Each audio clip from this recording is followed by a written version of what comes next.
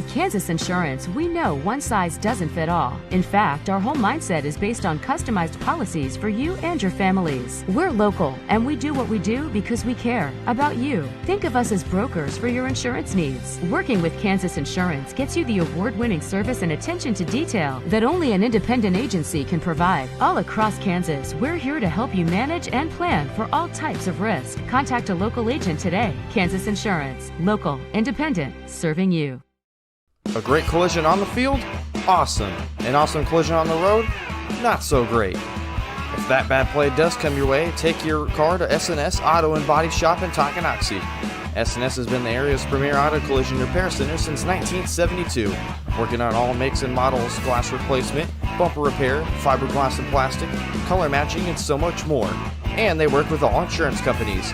Get your ride back in the game and learn more at snsautoandbody.com or call 913-369-3193.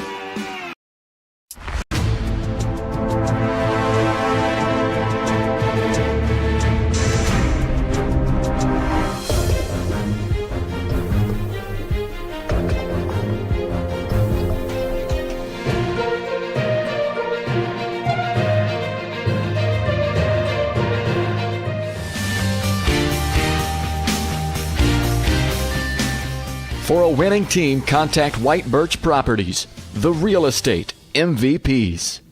Shop local and save at Brothers Market in Tonganoxie, where we treat you like family. Brothers Market has great everyday deals throughout the store. Enjoy fresh cut steaks from the meat department, the freshest fruits and vegetables from the produce aisle, and savor the flavors from the bakery. Check out their weekly ad to get the best deals on what you need. From apples to aspirin, Cool Whip to cool crisp lettuce. Brothers Market, open daily. Learn more at shopbrothersmarket.com. This is your home for the Chieftains. Tonganoxie Sports Live. Tonganoxie Sports Live is presented by Kansas Insurance, locally owned and operated. Kansas Insurance agents have years of industry experience. Learn more at kansasins.com.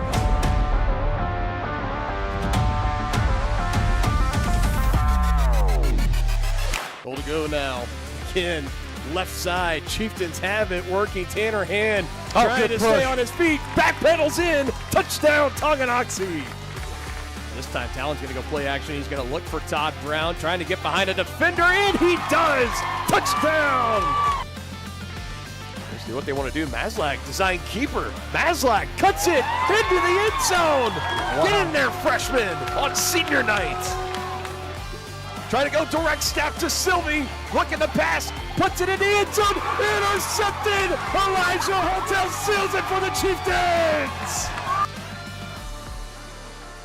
This is Chieftain Football on Tonganoxie Sports Live. Well, Denny, it's starting to feel a little bit more like fall outside, and things are set to heat up tonight on the field for the third annual 8-Mile Showdown in this rivalry matchup between your 4-1 Tonganoxie Chieftains against the 5-0 Basehor-Linwood Bobcats right here on Tonganoxie Sports Live. As always, is presented by Kansas Insurance. To see how they can help you protect what matters most, call 913-369-6600 as we cruise along into the S&S Body pregame show. Get your ride back in the game. Learn more at snsautoandbody.com. Dylan Funk alongside Dennis Drennan here. And Denny, it's Basehor-Linwood. It's Tonganoxie. 8-Mile Showdown. You don't need to say much more to sell this matchup, do you? Oh, no, not at all, buddy. It's been going on for a long time, and people just show up for it. You can tell it's already getting crowded on both sides.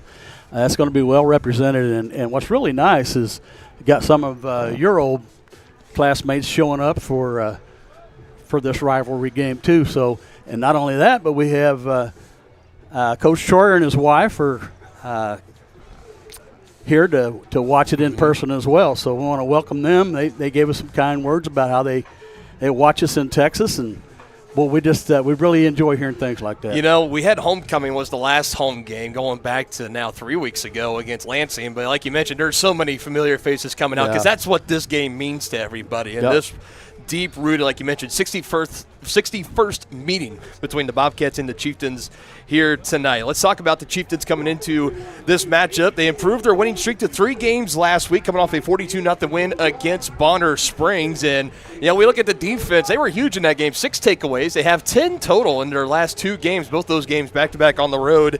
And on offense, it's all 6 different players score and find the end zone. So the offense was able to spread the ball around. Defense was locked down as always. They got a lot of good momentum coming into this game tonight. Yeah, no question about it. I mean, they're on a high right now, and for the most part, they're pretty healthy. I mean, they have a few nicks and bruises, but other than that, they're pretty much intact. So we're hoping for a good one tonight, partner. You could say the same thing for Basehor-Linwood, too. More on that in a little bit. But the Bobcats, they do come into tonight, and they, one of the most consistent programs under head coach Rod Stahlbaumer, now going into his 11th season. They've been one of the consistent stalwarts of Class 5A. If it wasn't for St. James Academy or St. Thomas Aquinas, really you'd be hearing a lot more on the whole broad stage for this Basehor-Linwood squad. And, this is a tall task for the Chieftains coming into tonight. They're going to be looking for a little bit of revenge, are the Chieftains. Last year on the road, point blank, they got embarrassed. And no question. They have a chance to redeem themselves tonight, but they're going to have to find a way. It starts with slowing down senior quarterback for the Bobcats, Carson Dixon. Yeah, no question about it, partner. Like we've been talking the last 3 weeks about Carson Dixon. He's a real deal, he's a dual threat quarterback, and he's just getting better and better all the time. And shout out to my first cousin, Dick Drennan, and his wife, and John and Heather Dixon, who are Carson's mom and dad. Mm-hmm. I'll say hi to them. I got a chance to speak to them for a little bit. So and family to you on your side, which we'll talk about all yeah. throughout. Like the Basehor-Linwood Tonganoxie connections, they go pretty deep, including here in the broadcast booth. Nothing quite amounts to a rivalry game in October, and we got a good one in store tonight. We'll continue with our coverage in the SNS. Does your roof have possible storm damage? Looking to get solar panels? Or is it just simply time to get it inspected? That's where Balmer Roofing and Solar come into play. Balmer Roofing has a combined 40 years of experience with JAF Master Elite and Emerald Pro contractors. The Balmer family and their team are ready to give your house a brand new roof or solar panels at an affordable cost with a 50-year warranty. Life has mishaps and they want nothing but your customer satisfaction. Let them prove why so many of your neighbors choose Balmer for their roofing projects. To schedule a free inspection, call 913-845-5252 or visit them online at balmerroofing.com. Your one stop for beauty and relaxation. That's the Beauty Bar, Salon, and Spa in downtown Tonganoxie, offering services for men's and women's haircuts, facial waxing, tanning, makeup, bridal services, and more. Their team is dedicated to providing a memorable experience for each guest. From vibrant styles and colors to soothing massages, they have everything you need to look and feel amazing. To make an appointment, call 913-347-2957 or visit them at 414 East 4th Street in Tonganoxie. There are places where all roads lead to families providing for their loved ones and their community, where friends are found down every street. That's where you'll find us, taking time to get to know you, calling you by name, generation after generation. Farm Bureau Financial Services. It's your future. Let's protect it. Contact Farm Bureau agent Tex Vandervoort in Tonganoxie today.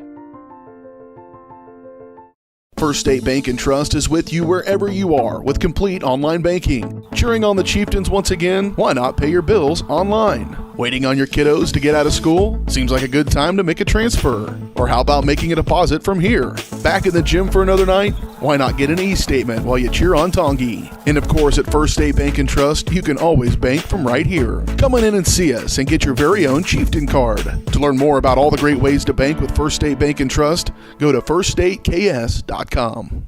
Are you ready for a mouth-watering journey down memory lane? Introducing Flashbacks. Start your day off right with our fluffy pancakes, omelets, or a cinnamon roll. For lunch, sink your teeth into our juicy made-to-order burgers, Philly cheese, and more. Flashbacks' friendly staff and welcoming atmosphere make every visit a delight, and their menu is filled with comfort food that will give you those warm, delicious flashbacks. Visit them today in downtown Tonganoxie, open 7 days a week from 7 a.m. to 12:30 p.m. Has your furnace left you out in the cold? Pipes plugged? Are you underwater with your water heater? If so, you'll be glad you called Ladd. Ladd Service Company in Tonganoxie has been your heating, cooling, and plumbing specialist since 1986. Ladd is your dealer for top quality brands like York, Aprilaire, and Wolverine Brass. Plus, they maintain and service all other brands. Schedule your appointment by calling 913-369-3509. Visit laddserviceco.com to see why you'll be glad you called Ladd.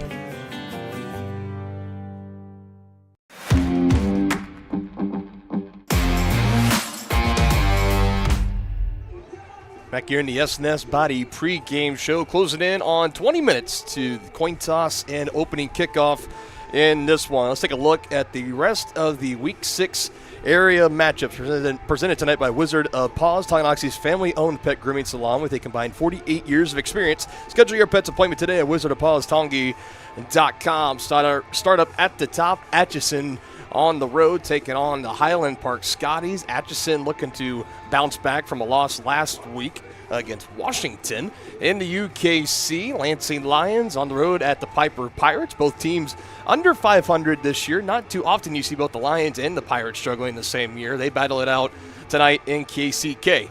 Schlegel Stallions at the J.C. Harmon Hawks. More action around 4A. Leavenworth Pioneers at the DeSoto Wildcats. Labette County, one of the three teams with Tonganoxie and Eudora tied for the top seed in 4A East. The Labette County Grizzlies, what a season it's been for them.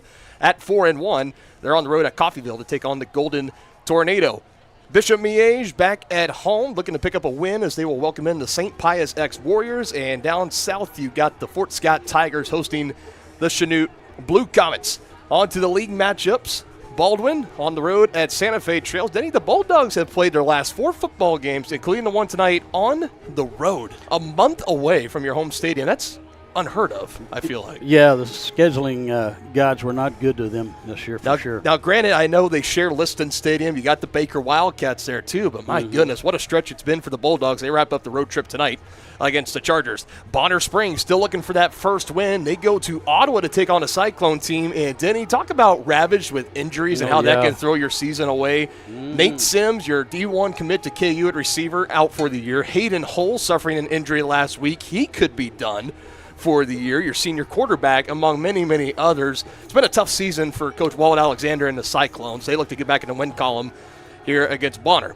Independence on the road at the Eudora, and I don't think a team is hotter or flying higher than the Eudora Cardinals. Talk about 3 straight games of 300-plus rushing yards. That rushing attack for Eudora getting it done for them. Man, that's crazy. You know, that's going to be a real challenge for these Chieftains next week because we're going to host the Eudora Cardinals here. Yes, we will. That'll be senior night. More on that as this broadcast goes on.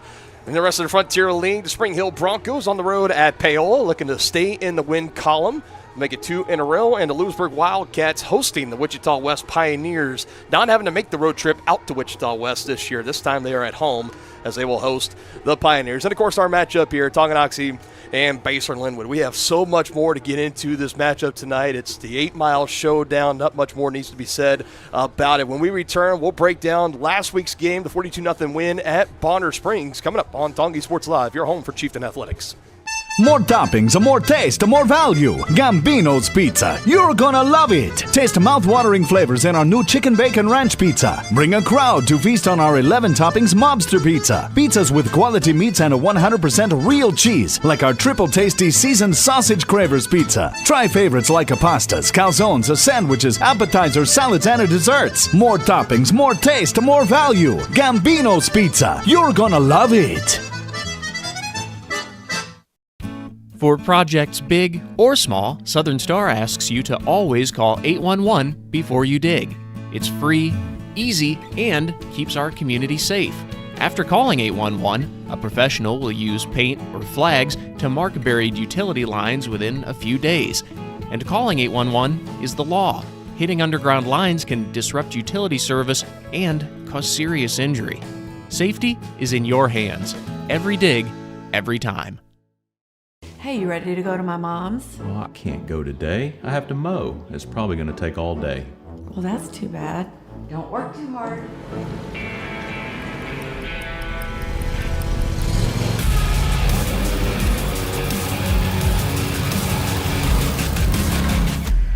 Dixie Chopper. Speed when you need it.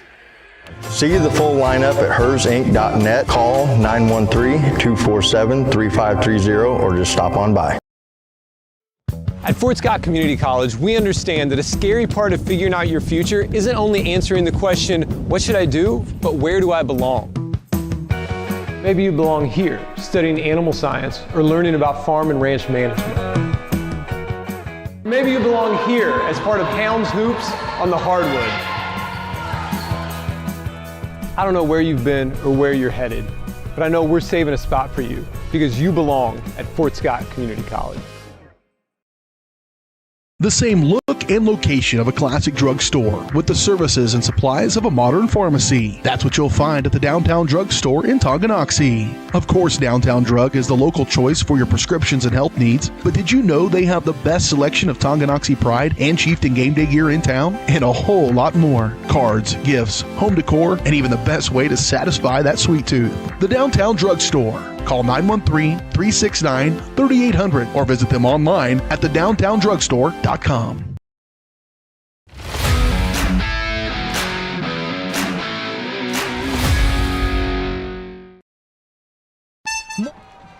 Back here, S&S Body pregame show. Marching band taking the field. We'll have the national anthem coming up here in just a little bit, but real quick, it's time to look at last week's game recap and analysis brought to you by the Tonganoxie Library. Why pay for downloadable audio books when you can stream them for free with a Tonganoxie Library card? Download the Libby app or visit the library's website to learn more.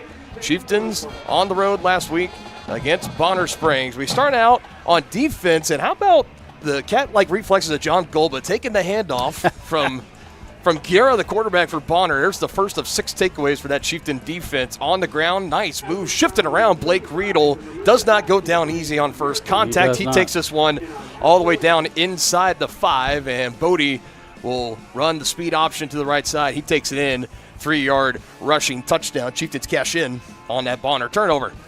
Here's the next offensive play, Denny. One play, that's all that's needed. 90 yards. Let Kipton Harder turn on the afterburners and do the rest.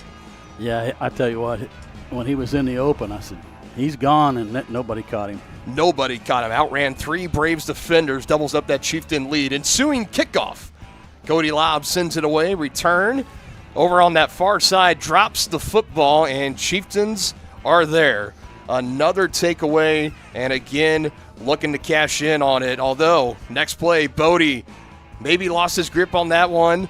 Dalton Caldwell, it stays on his back. His teammate comes over and picks it up.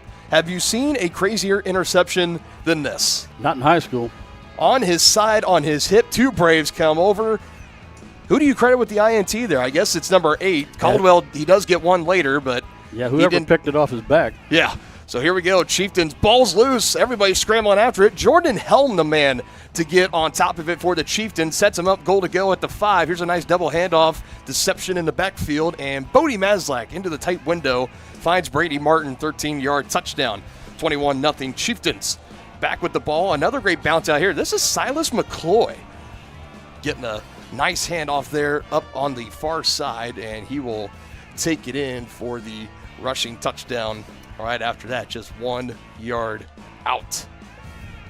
And actually, real quick, if we can, I will try to pause this here, and we'll step aside the playing of our national anthem.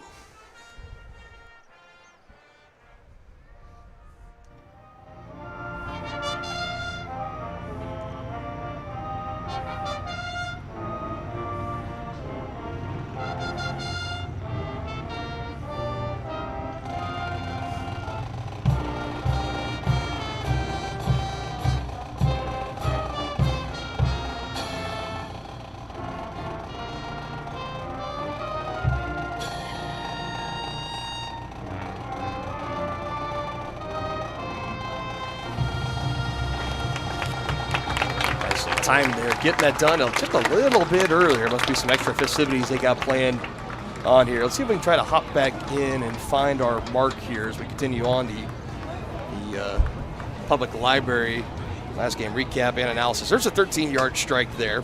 Again, like I mentioned before that pause there, Silas McCloy, he would get some carries here into the second quarter. That's his longest run in the varsity career for him, and he follows it up a few plays later, just 1 yard away. Bowls in for the touchdown, 28-0 Tonganoxie. Route is on in Bonner. 2 minutes to go in the second. Guerra flushed out, throws on the run, ill-advised throw, diving out Jacob Marantz. He says these hands can go offense and defense, Denny. Yep. He does it both ways. Another takeaway for that Chieftain defense. Late pressure here on Bodie, and those are kind of the growing pains as a sophomore quarterback. A little ill-advised there, and the Braves get it right back. Chieftain's not able to add on here in the second, at least on that play. Defense jailbreak up the middle. Corbin Truitt gets credited for his second sack of the season, and it would stay 28-0 into the locker room. Start the third. Bodie pulls it out over on that right side, shifting his way through. You're seeing him get more and more confident with his legs and maneuvering around defenders as the season has gone along. He shows it off there. Here's the handoff. Blake Riedel, nothing but green turf on that right side. He punches it in. 10-yard rushing touchdown for him.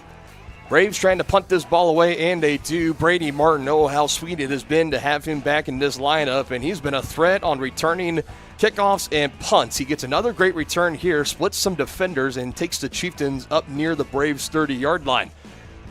There's a man in motion, another double pump into the end zone, looking for Kipton Harder. Dalton Caldwell gets the interception. The Chieftains had a touchdown the play before that, wiped off via a penalty. But no problem. Defense picks him up. Jack Reichman gets in for the strip sack. John Gulba gets on top of it. Our County Road Brewing player of the game last week, John Gulba. That sets up this Paxton Summers 4-yard rushing touchdown with some spare minutes in the fourth, and that would be all she wrote. 42-0. Chieftains get the win over the Braves. They move to 4-1 and can pick up another win in the Frontier League as well, as we are still here in the S&S Body pregame show. The crowd is filing in on both sides. Both bleachers are going to be jam full tonight for this 8-mile showdown. We'll break it down and more, give you our Brothers Market player spotlight. We'll welcome both teams onto the field when we return. The Tonganoxie Recreation Commission is committed to creating community through parks, people, and programs. And now, with their all-new activity center, the Tonganoxie Rec Commission can do even more. Tongi Rec understands the benefits reaped through recreation are endless. Tongi Rec has a long list of classes, activities, and programs for the young and young at heart. For program pricing and schedules, call 913-845-3502. Visit them at the all-new activity center at the Tonganoxie High West campus or go to tongirec.org. Tonganoxie is the ideal location to start a business. That's why the Tonganoxie Business Association has strived towards a common goal of adding value to businesses and the community since 2015. They assist in providing improved services for customers and visitors, encouraging and enhancing businesses, and preserving historical and cultural assets. Follow them on Instagram for the latest and upcoming event information, and become a member today by visiting their website, tonganoxiebusinessassociation.com. Proud supporters of Chieftain Athletics. Family-owned and operated Wizard of Paws is a fifth-generation business located in the heart of downtown Tonganoxie. The professionally trained staff takes pride in making every dog and cat look its best, whether it be to breed-specific trim or an adorable, cute pet trim. Plus, their facility offers amenities in space that are doggone amazing. Call Wizard of Paws to make your appointment at 913-416-0255 or visit them at 406 East 4th Street in Tonganoxie. Learn more at wizardofpawstongi.com. Midwest Chiropractic Center is a friendly and caring clinic providing comprehensive care for your chiropractic, rehabilitative, and fitness needs. Upon entering one of our offices, you are treated like family. The staff cares about your health, and their approach to care proves it. With 3 locations in Tonganoxie, Lansing, and Bonner Springs, plus some Saturday hours, Midwest Chiropractic Center is dedicated to offering affordable, gentle chiropractic care. Midwest Chiropractic Center, getting you back to active. Families and business owners have trusted Mutual Savings Association for over 100 years. They offer checking accounts, online banking, personal and business loans, investment planning, insurance and retirement plans, and so much more. Their team specializes in creating a financial plan that is tailor-made to your needs to help you achieve your financial goals. Visit one of their 6 nearby locations, including downtown Tonganoxie, or visit their website msa.bank.com to learn more. Member FDIC. Your home for live, local sports. Varsity Sports Live delivers professional level coverage with high quality video and broadcasters that know your schools and community. Touchdown, Tonganoxie! With the support of local businesses, you never pay to watch varsity sports. Live, local, free high school sports coverage. That's Varsity Sports Live. Grass gets it away. Moore's down the middle. And he makes the catch in the end zone. Touchdown, Trojans. Keep up with the action at VarsitySportsLive.com. Live, local, free high school sports.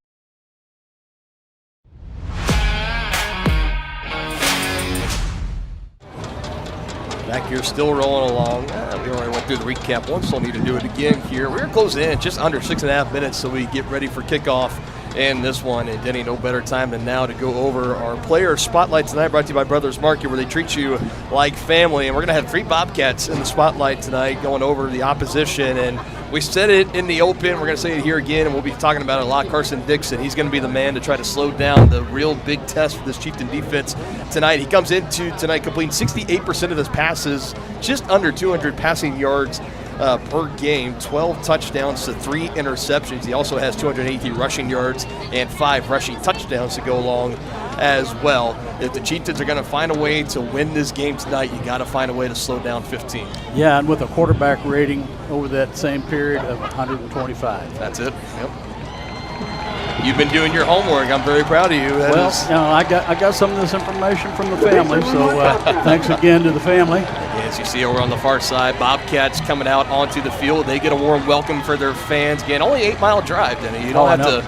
Both these stands are packed tonight, and it's going to be loud all night long. Another Bobcat we're going to be talking along. You can't say Carson Dixon without mentioning Nash Morrison in the same breath. His favorite receiver, second-year starter for Coach Stahlbaumer, and the leading receiver, 28 receptions, 466 yards, and 6 touchdowns. The next closest as far as receptions is tight end Roman Miller with 16. So you know when 15 is dropping back to pass, and Dixon, he's going to be looking down the field. He's going to be looking, where's number 1? Where's Nash Morrison? No question about it. And Nash has got a lot of length. He can high point the ball. He's going to be a real challenge for these defensive backs for the Chieftains tonight. He's got plenty of speed to boot with it as well. I don't know if Hunter Neihart, I think, might be the anticipated matchup to be roaming around with Morrison tonight.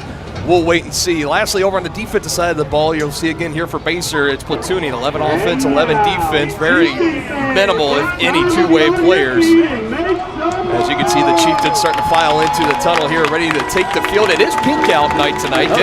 We don't have any pink polos or anything, so unfortunately we're still in the home reds, though, or for your case, you're wearing white, but I'm wearing red, as we're again, just about ready to get going in this one. Wait for the Chieftains to come out, then we'll announce that final player spotlight for the Bobcats, again, on the defensive side of the ball.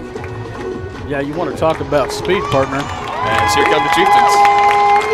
Carson Dixon runs a 4.640, and he also is part of the 4x100 meter team that set the school record last year. And so is this young man we're trying to talk about, Ty Darting, cornerback for the Bobcats. You talk about that relay team. We'll talk more about that a little later. But Ty Darting leading the team with interceptions with 2. He had 1 last week against Topeka West, and he's just a sticky coverage guy. He usually averages about a pass and a half, 2 pass breakups per game. Imagine he's going to be locked up with Jacob Marins tonight, so it could be for Kipton Harder. Could be his big breakout game, as it's going to be a tough matchup for Jacob against Ty Darting tonight. But those are our player spotlights tonight over on the Baser side, presented by Brothers Market, where they treat you like family, as the captains ready to meet at midfield for the coin toss in this one. Let's take a look at the starting lineups now, presented by Crookham Construction, performing a wide variety of concrete construction and special project services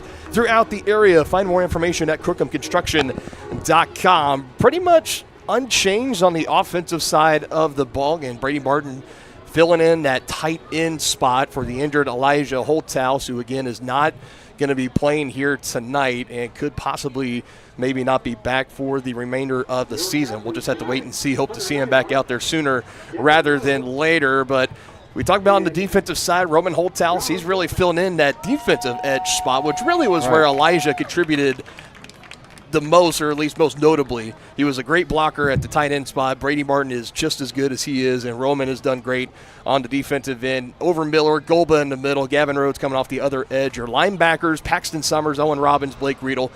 Again, Paxton Summers, sacks in 3 straight games. Going to be looking to make it 4 tonight, trying to get into that backfield, slow down that Basehor offense. And Hunter Neihart, Baron Dorn, Kipton Harder, Kaysen Lindsey roaming around in the deep secondary, your cornerbacks and safeties here tonight. Going to need to bring their A game coming up against this Basehor-Linwood offense, averaging just about 42 points per game.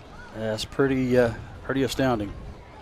As they are meeting again, it is looks like we got Hunter Neihart, you got Gavin Rhodes, and John Golba, the 3 coin toss captains for the Chieftains tonight. For the Bobcats, I see there in the middle, that is number 52, Cooper Ingram. We're going to be calling his name a lot tonight. Another multi-year starter for Coach Stahl. Bomber Honorable League mentions in the UKC last year as a junior.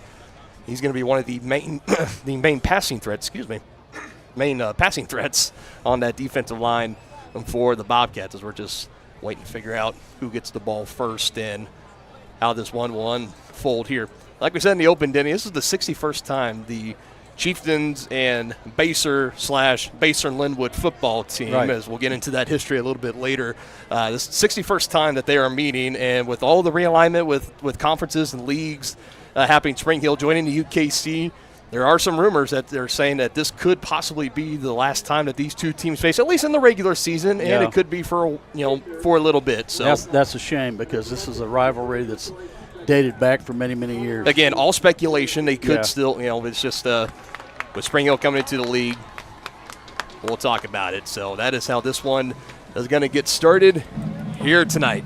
Teams shake hands, and we'll go over hyping up their team. We're ready to go in this one. Again, you've been watching the S&S Body pregame show on Tonganoxie Sports Live. The 3rd annual 8-mile showdown. This is something they implemented, again, 2 years ago, where there was an actual trophy where the winner gets to keep that trophy for a whole calendar year. The Chieftains won it in 23. Bobcats won it last year in dominant fashion, 44-6. They put it on the line tonight, and who will keep it for the next year? Chieftains looking to get it done. Well, Basehor-Linwood won't give it to them. They're going to have to take it. Oh, make no mistake about it. Bobcats 5-0 coming into tonight. Off an 8-2 finish last year. Lost in the playoffs to St. James Academy. 4 of the last 5 playoff losses, I believe, have come to St. James Academy, and the other one mixed in there 2 years ago was St. Thomas Aquinas. Wow. Chieftains, obviously, we've known their postseason success, back-to-back appearances in the sub-state final in 4A. Looking to complete the trifecta this year. Still looking for that signature win. It could be here tonight against the Bobcats, as we will see the Chieftain offense out first. Colin Zimbelman will tee it up, ready to boot it away for Basehor-Linwood.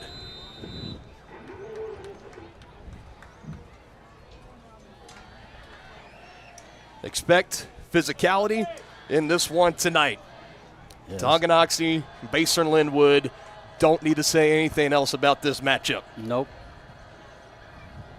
Zimbelman going to put a boot into it, and here we go. 8-mile showdown on Tonganoxie Sports Live, as at the 2-yard line, going to aim towards the middle as he crosses the 15 and is hit and wrapped up. Not going to get much further on the return. That is where the Chieftain offense will take over. Bodie Maslak, it feels like every start he makes continues to be a bigger test, and he's got one here tonight, completing 58% of his passes, 758 passing yards, 4 touchdowns, 5 interceptions. He had 3 last week against Bonner Springs. With all the things that went well, that was the one thing he's going to have to clean up on tonight if the Chieftains want to come out with a victory. Well, that and the Chieftains had like a dozen penalties again. They can't afford to do that tonight. Chieftains with the ball first. Marin's the motion man. Are going to hand it off out of the backfield and able to break a couple of tackles and make a gain that looked like it was going to be fairly minimal, but able to make something out of it. Blake Riedel, he got nearly half of it, if not a little bit more. Yeah, Called about a gain of 6. Yeah. Yeah, like we've talked about many times, Blake Riedel, he's got that low center of gravity, and he just does not normally go down with the first contact. You got to wrap him up. Very rarely does he go down on that first contact, right? You are, Denny. As he comes in, 326 yards on the season, averaging about 5.5 per carry, 3 touchdowns. He did have 1 fumble loss back in week 1. He's been clean with the ball since. Here's a quarterback keep designed for Bodie. Lowers his shoulder, shakes off one tackler, not able to shake off Billy Cole Hoffer, the man that came in there on the secondary hit. As Maslak will set up a third and fairly short here, maybe just a couple of yards. 2 plays, 2 rushes on the ground for the Chieftains as they arrive to their first third down. That's going to be one of the markers tonight. Whoever wins the most third downs are going to be in a better position to win this game. Chieftains have struggled at times this year. Yes, they have. Last week, 4 for 6 on third downs. Yep. On a much better clip. They're going to need it here. They have it on the video board as third down and 3. It's a long 2, I would say, about 2.5. Yeah. Going to have to get it here, 2 out wide. They're going to go on the ground for the third straight time, and Bobcats are there to blow it up as Riedel goes backwards, and Ingram, the man to blow it up for Basehor-Linwood. Yeah, that went nowhere. That went backwards.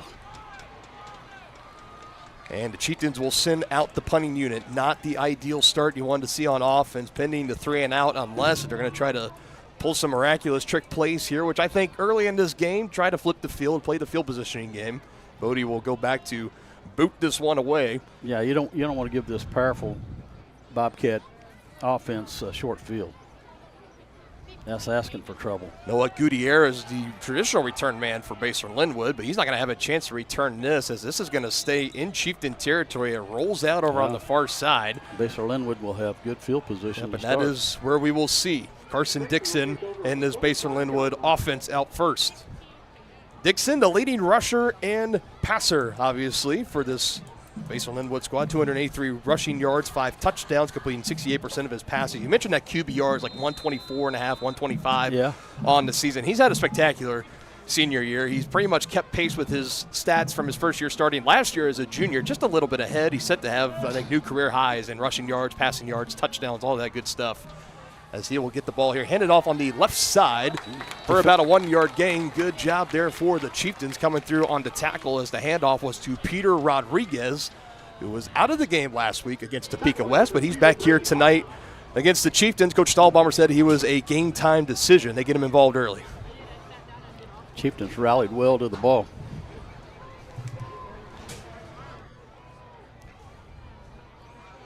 Just a 1-yard gain on that carry for Rodriguez. Again, on the ground. This time we'll get a little more, but it's still going to be third down here. Big test for this Chieftain defense as they'll look to get the stop. Hayden Overmiller in on the stop for the Chieftains. About halfway to go for Basehor-Linwood. Keep an eye on Dixon's arm right here. Trips to the near side. Dixon going to roll out that way. Rodriguez will block. There's space for Dixon, and he will take off, trying to get to the first down marker. I don't think he made it. It looked like he might have been just short. I think he's going to be a yard short. And now decision time here for Basehor-Linwood, and no hesitation. They're going to get on the ball and go.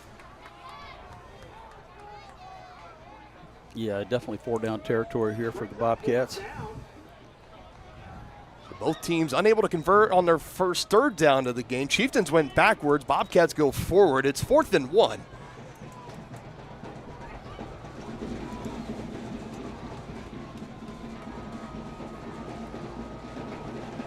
See if they try to go hard count. They snap it back. And Chieftains, Robbins was the first one back there, but not able to bring the man down. And going forward, picks up the first down on 4th down is Gavin Mitchell. And it looked like the Chieftains were there for no gain or a loss, Denny, but he's able to shake loose of the tackle of Owen Robbins, and he takes it for the first down. Yeah, he just wasn't able to get him wrapped up. Fresh set of downs here for the Bobcats. Dixon to pass, firing to the end zone, looking for his man, and he just overthrows him, incomplete. Trying to go down the field to Tehan Bradley. And it's just over his hands, incomplete. Yeah, he definitely had a step on the defensive back for Tongi, but just a little long.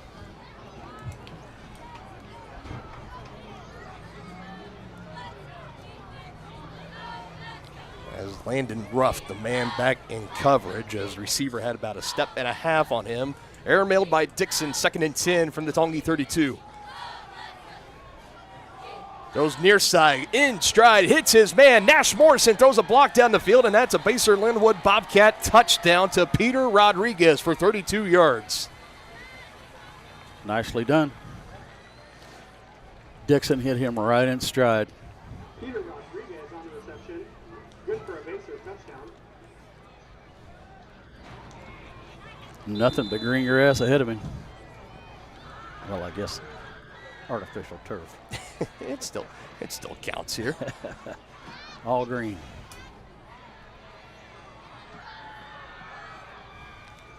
Hit Rodriguez in stride, and he takes it the rest of the way. Extra point try here, Zimmelman. Little low snap, but he's able to collect and send it through the uprights. On the hold there was Bradley. Targeted the play before, but was just overshot, and the Bobcats early take a 7-0 lead here. 8 Mile Showdown on Tonganoxie Sports Live. Your one stop for beauty and relaxation. That's the Beauty Bar Salon and Spa in downtown Tonganoxie, offering services for men's and women's haircuts, facial waxing, tanning, makeup, bridal services, and more. Their team is dedicated to providing a memorable experience for each guest. From vibrant styles and colors to soothing massages, they have everything you need to look and feel amazing. To make an appointment, call 913-347-2957 or visit them at 414 East 4th Street in Tonganoxie.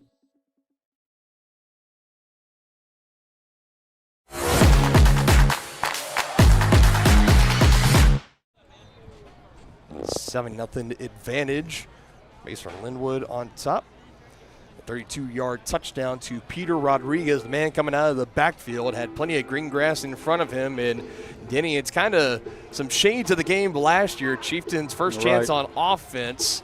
3 and out, and then the Bobcats go down the field and score. And they only needed it on 6 plays, and that was after converting a 4th and 1 where the Chieftains looked like they had him a chance to wrap up the ball carrier in the backfield for no gain and the turnover on downs, and then a few plays later they cashed it in for the 32-yard touchdown. Chieftains looking to answer here. They're getting the ball back as Zimmelman puts it in the air, and this looks like it's going to be a touchback. Some shades of Jackson McWilliams that we've been so used to seeing in the past few years here at Beatty Field. Yeah.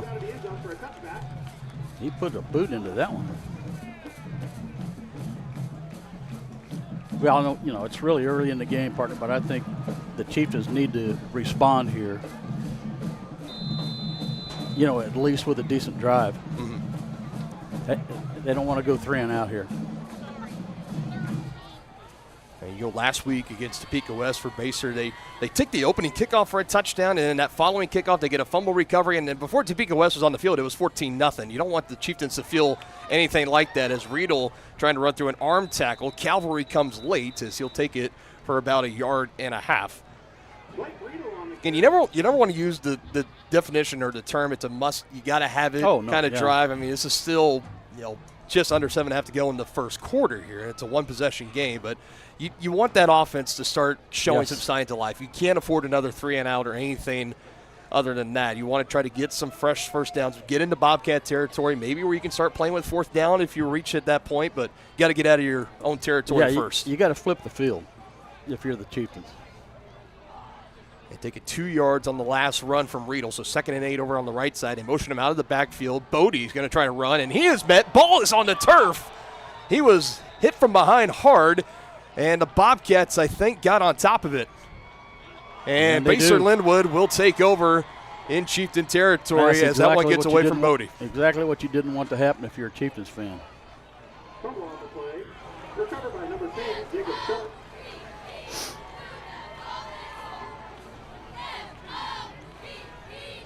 Just being tackled from behind, being slung down, that force enough to just take the ball out of the hand of Bodie as he has his first fumble loss of the season, and that gives Basehor-Linwood prime real estate, 1st and 10 at the Chieftain 13, looking to quickly double up their lead.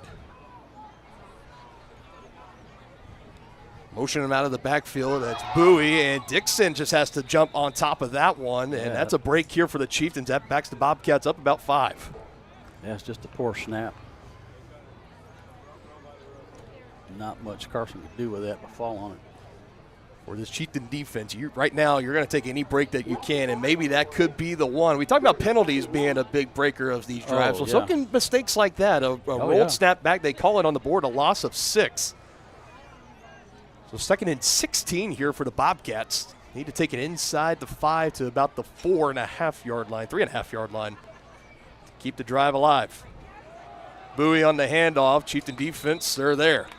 So hold him to a couple, and just like that, 3rd and long. Big 3rd down here.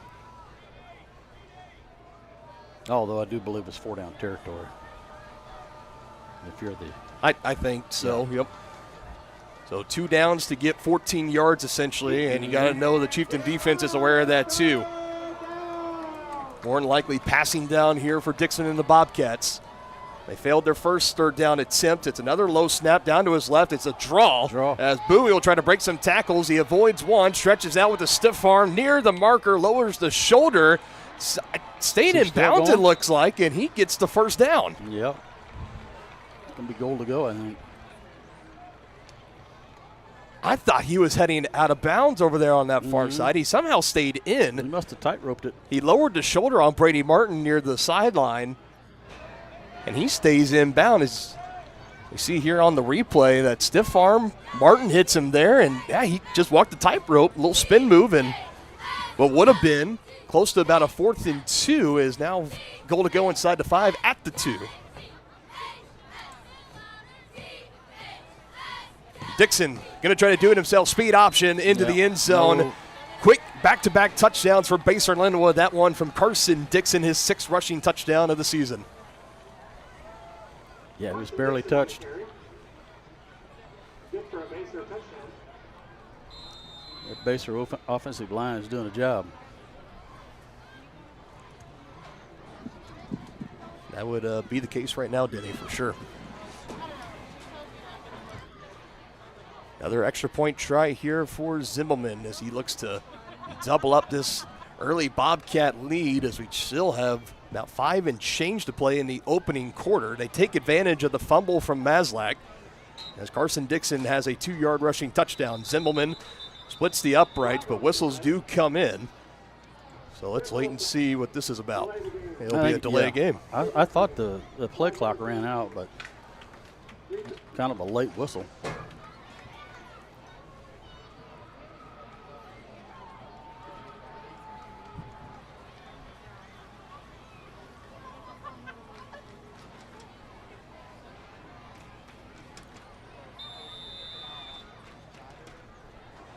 Chieftains will obviously elect to accept that one, so they'll back Zimmelman up 5 yards. Down 20 yards to a 25-yard extra point try here, off to the delay of game. Bradley calls for it. Good snap, good hold. Swing of the leg from Zimmelman. Same result for that young man. He's got quite a leg on him, partner. One of the highly prospected kickers in the state, to say the least, in Zimmelman. Another returning starter for Rod Stahlbaumer and this Bobcat squad. 14-0, Bobcats in control of the 8-Mile Showdown.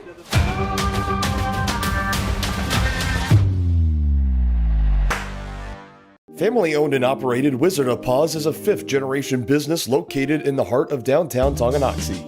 The professionally trained staff takes pride in making every dog and cat look its best, whether it be a breed-specific trim or an adorable, cute pet trim. Plus, their facility offers amenities in space that are doggone amazing. Call Wizard of Paws to make your appointment at 913-416-0255 or visit them at 406 East 4th Street in Tonganoxie. Learn more at wizardofpawstongi.com.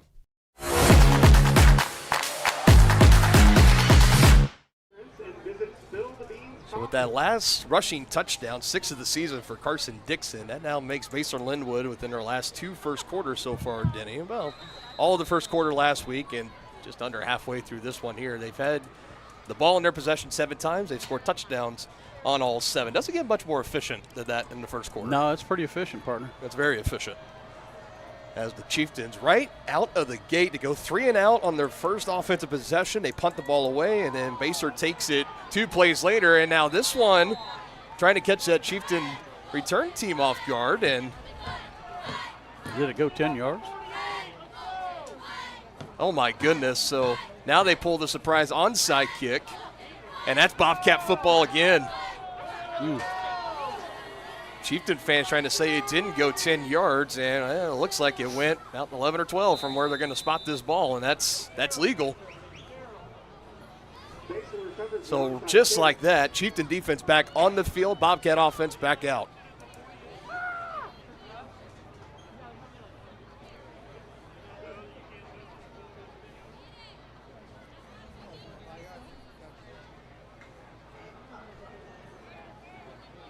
Not the start you wanted here for the Chieftains. Bobcats back out there, 1st and 10 at the 48.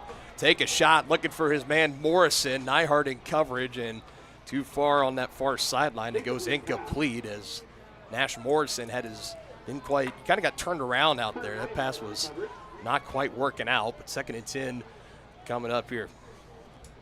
Already 2 turnovers for this Chieftain team who, they had 3 last week with those 3 interceptions, and it's just not the way they wanted to respond. The defense needs to try to step up here and get a stop.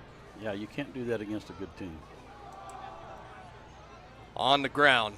This time looks like Mitchell is going to take it for about 8. 2 carries, 12 yards for him tonight. Gifton Harder, the man to bring him down. 3rd and short for the Bobcats. Gavin Mitchell on the carry.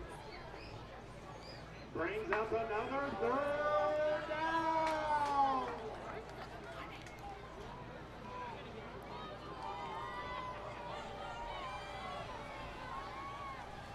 Here's a 3rd down. Keeper Dixon trying to work his way around. Chieftains are there to keep him, and he's going to lose a couple of yards there. A big stop on 3rd and short. I think that looked like a broken play. Somebody wasn't on the right page.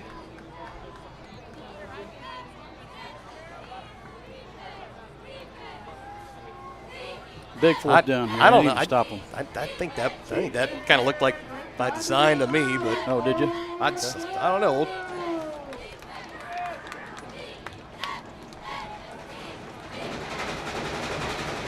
I'd look for this sideline pass again.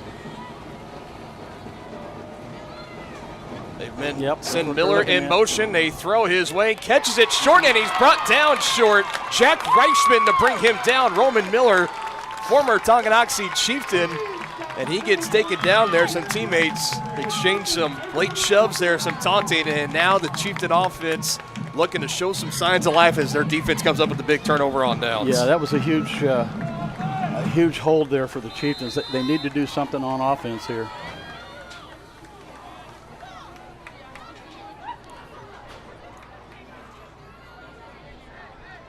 Could be a big momentum boost here for the Chieftains. They take over 1st and 10 at their own 41. Onto the ground, Riedel. Good gain for him. Runs out of steam as he crosses the 45, and he'll mark him up all the way up. Forward progress to the 49 on the doorstep of midfield. Yeah. They'll bring up a 2nd and 3, it looks like. Already the 4th carry tonight for Riedel. That his longest at 8 yards.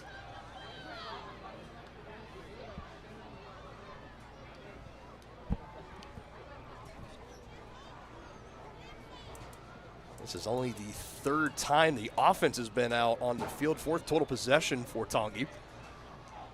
2nd and 2, 2 in the backfield. 3 in the backfield as under center goes Maslak. Straight handoff, dive on the left side, and that will push him enough. Needed 2, got 3. And the Chieftains have their first down of the evening. First bit of good news for the Chieftains online. That's so far, but the old adage is it's not about how you start, it's about how you finish. Yep. And getting that stop. If you let Basehor-Linwood score again there, 21-0, this thing could have been getting ugly, but now a chance for this offense to respond. It could be a big 14-point swing. We'll just have to wait and see. Chieftains just can't afford to turn it over.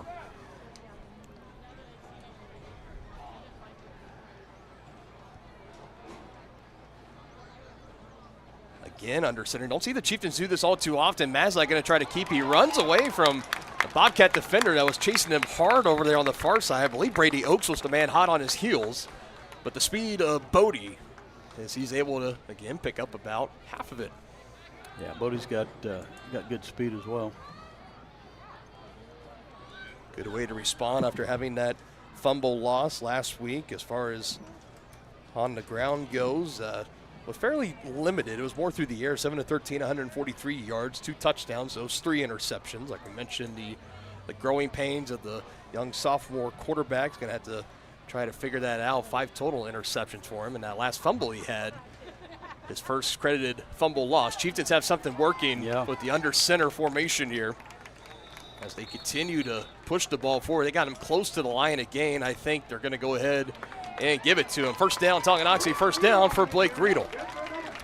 Yeah, this formation with 3 running backs in the backfield looking pretty good right now.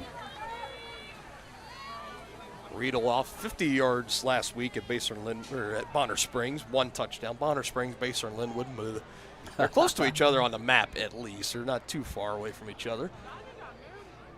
Something about the bees, man. The bees and the hyphens. Chieftains continue with this formation. They've gone on the left side.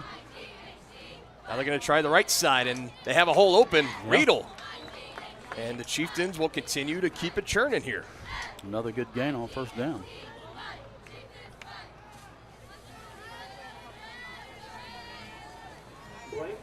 Sixth play of the drive coming up here, and Riedel's starting to rip them off here. 8 yards, 3 yards, 4 yards, 4 yards. That's about the consistency you want to be. If you can get 4 yards a play, that's pretty efficient. You're going to go a lot of great places in offense. Yeah, 4 times 3 was 12 when I went to school.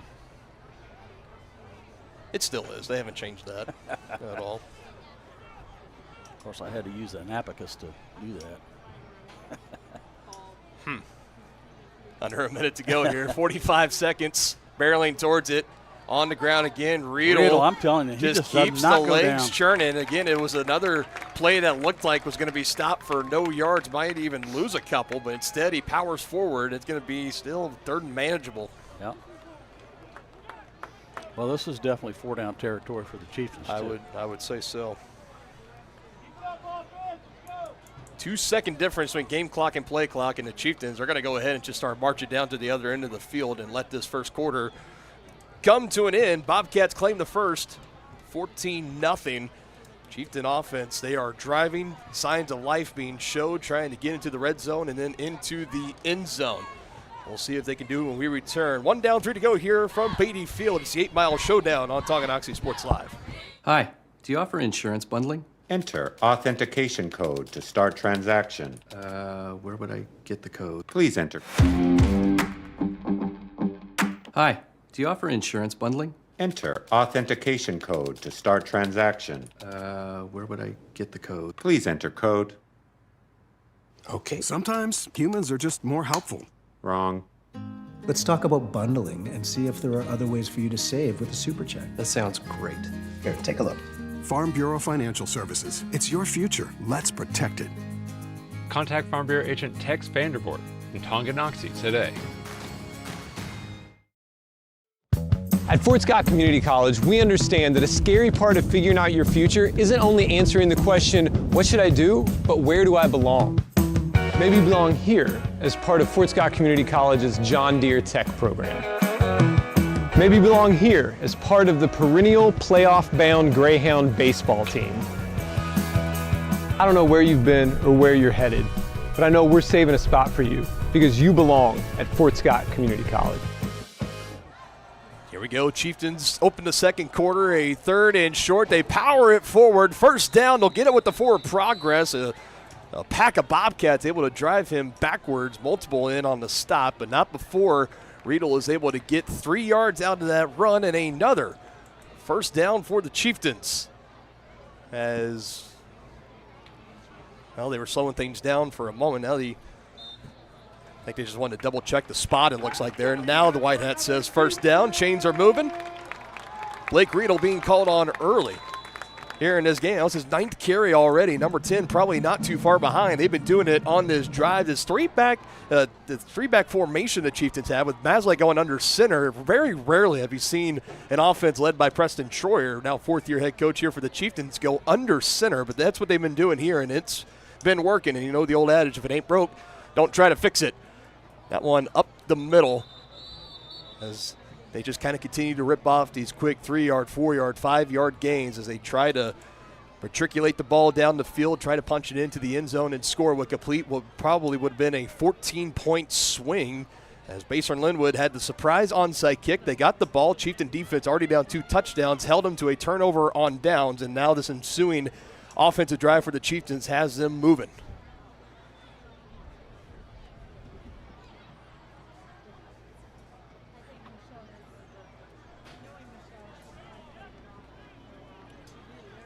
Play number 9 coming up here as Maslak continues to survey the defense right before he goes under center. His center, John Golba. Big game defensively for him last week as he sends the ball back. Chieftains continue to move it over, this time over on the far side.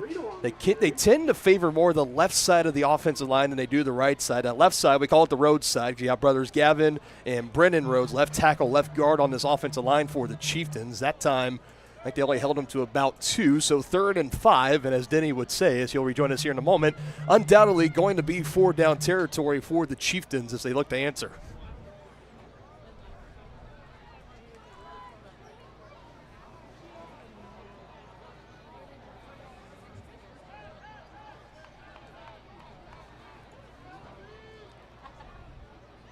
Chieftains already converting a pair of 3rd downs on this drive. They go play action, wanting to go through the air, hits his man in stride. Good connection there. First completion of the game, and it's to Paxton Summers as he'll have it goal to go for the Chieftains. And another 3rd down conversion, that one on 3rd and 5 as the Chieftains go through the air. Looking to cap off this drive now. What a big kind of momentum halt and starting to bring that pendulum back over to the home side of the stadium here at Beatty Field.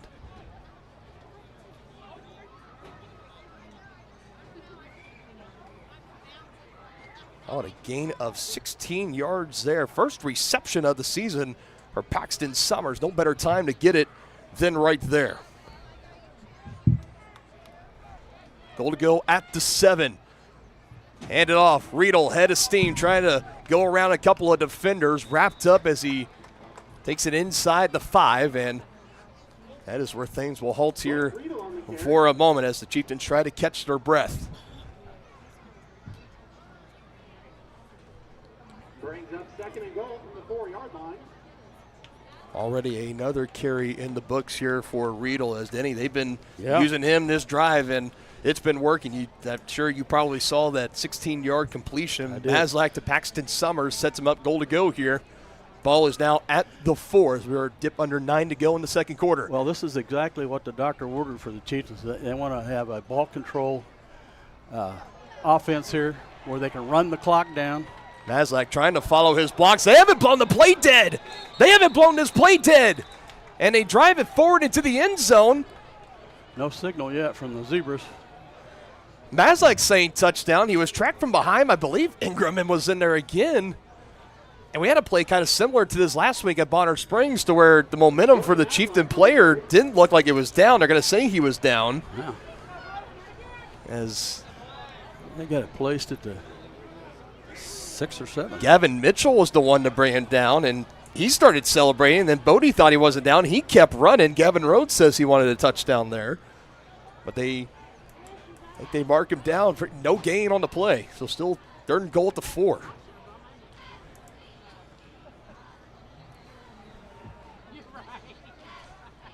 Trying to punch it in. Riedel trying to get around the edge. Bobcats are there. It's another no gain. He might have picked up a couple. I think, well, depends on where they spot it. I think it's right back at the 4. So that's back-to-back no gains for the Chieftains. 4th and goal at the 4.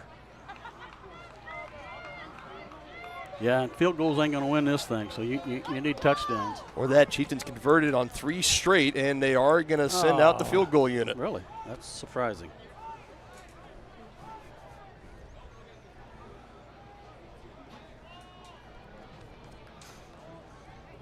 Okay. On to kick the field goal. A 20-yard attempt here.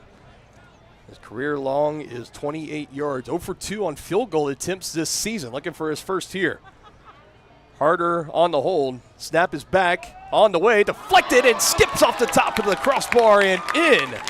for the Chieftains. First point, and by a whisker. Well, you know, Chieftains are on the board here, 14-3. Sometimes it's better to be lucky than good. So that drive stalls out inside the 5, but they call on Cody Lobb to get the field goal try, and that is how the Chieftains get on the board here in this one. Well, that was a good drive for the Chieftains, too, because they they burned up some of the clock and kept that potent offense of the Bobcats on the sideline. That's going to be maybe their best defense tonight, is to keep those boys on the other side. Maybe so. On the sideline. As we will keep it here for now, 14-3 is now the score in this game. And Denny, you kind of said it right there. You know, we believe in the mindset, and you and I very a lot alike. I'm sure a lot of the fans at home staying the same. 4th and goal inside the 5-yard line. You feel like field goals are, as the first quarter went, probably not going to win you this game, but you got to find a way to capitalize on that turnover on down. You at least get points on the board. Now you're putting that faith in your defense to say, try to go out there and do it again, and we'll see what happens. We'll go from there. Well, the thing is, I wouldn't have been surprised if they were only down by 1 score, but being down 2 scores and inside the 5, I really thought they would go for it, but that's why I'm up here, and Coach T is calling it down there. I mean, you're talking around a 13-14 play drive that took them all the way inside the 5 to the 4-yard line. And credit Basehor-Linwood, too. I mean, it was 2nd and goal from the 4, and they went back to, or 1st and goal, and they went back-to-back plays of no gain to force the Chieftains to have to take that, and still so close to coming away with the block. But it goes through. Cody Lobb's first field goal of the season makes it 14-3 as he kicks it away here, and Basehor will just let that one roll out of bounds as they try to get a gunman down the field to at least bring that in. One of the gunners on the outside parts of the kickoff team, and no one's able to catch up to it, so he'll come out to the 35 for this Bobcat offense.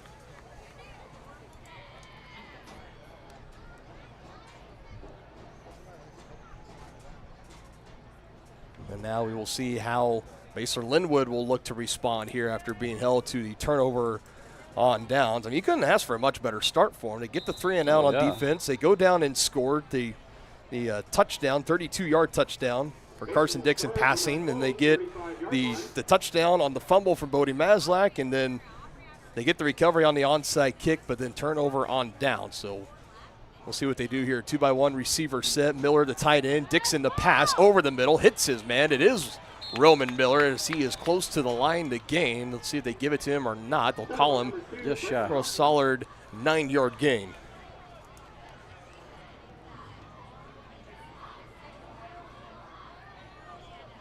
We talked about this in the game last year too. Roman Miller, former Tonganoxie Chieftain. He transferred over to Basehor-Linwood. Still communicates with some of his former teammates as they've been kind of trash talking all week long. Here's the first completion of the night. Nash Morrison, lead receiver for Basehor-Linwood. He gets that first down in more as they go into Chieftain territory.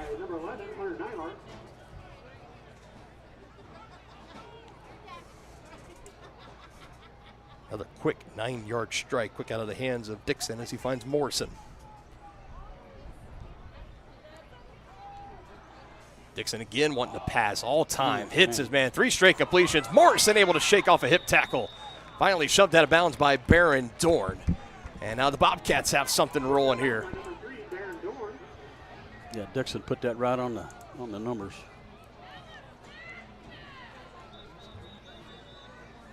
So quickly, back-to-back there. Nash Morrison able to get receptions, 29 and 30 on the season. And now whistles will blow here as they will elect to slow some things down here as they bring the ball back just a little bit. 1st and 10 at the 29-yard line for Basehor-Linwood.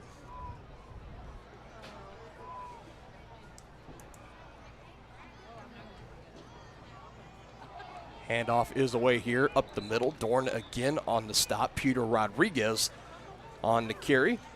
Again, game time decision tonight for Basehor-Linwood, but he is suited up out there. Already has a receiving touchdown, and he is able to take that one for about a gain of 6. 2nd and 4 coming up.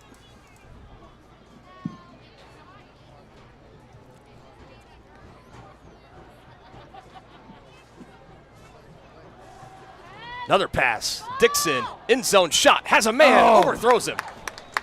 And incomplete. Looking for Roman Miller. And for the second time tonight, a Basehor receiver has been able to get behind that secondary for the Yeah. Chieftains, and Carson Dixon has missed him. Not by much. 3rd and 4 coming up here. Boy, he has a really tight spiral when he throws the ball, too. For the main concern for the Chieftain defense, not being able to get much pressure on him either. He's been able to sit back in the pocket. He's clean. O-line has done well tonight. Another little design handoff here, fooling that Chieftain defense, and with some steam will take it over on the left side. Rodriguez gets that first down and more on 3rd and 4. Tackle out of bounds by number 3, Baron Dorn. Bobcats now 2 for 4 on the night on 3rd downs as they again quick to the line, not wasting any time this drive. Yeah, going with tempo here. Boot, Dixon fires and caught. Hits his man Essery. So the Bobcats right now, they're just getting it in chunks. Oh, yeah.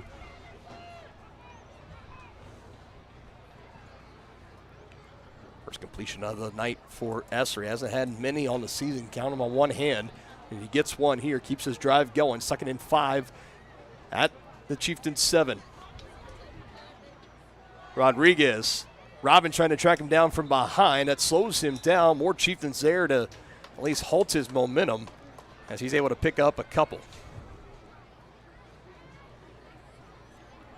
Now what will Basehor-Linwood elect to do here? Brings up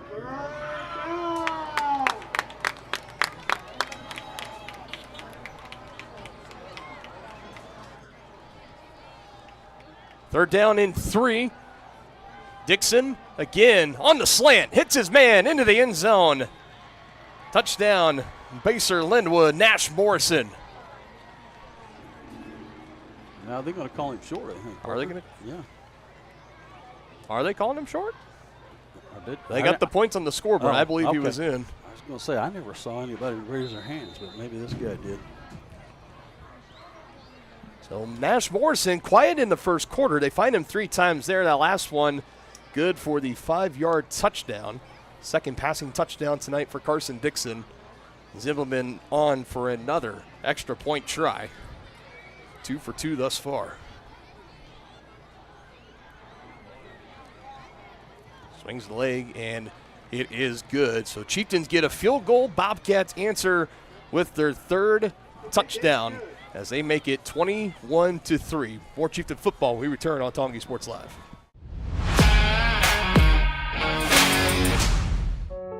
Charlie was born at LMH. We had a great team of nurses. Not only did they check in on us regularly, they always asked if we had questions, always made sure that we understood what was going on. I cannot say enough wonderful things about the labor and delivery, family birthing, and mother baby care team at LMH Health. We had to put our entire trust into their hands, and just everyone was so friendly and so supportive.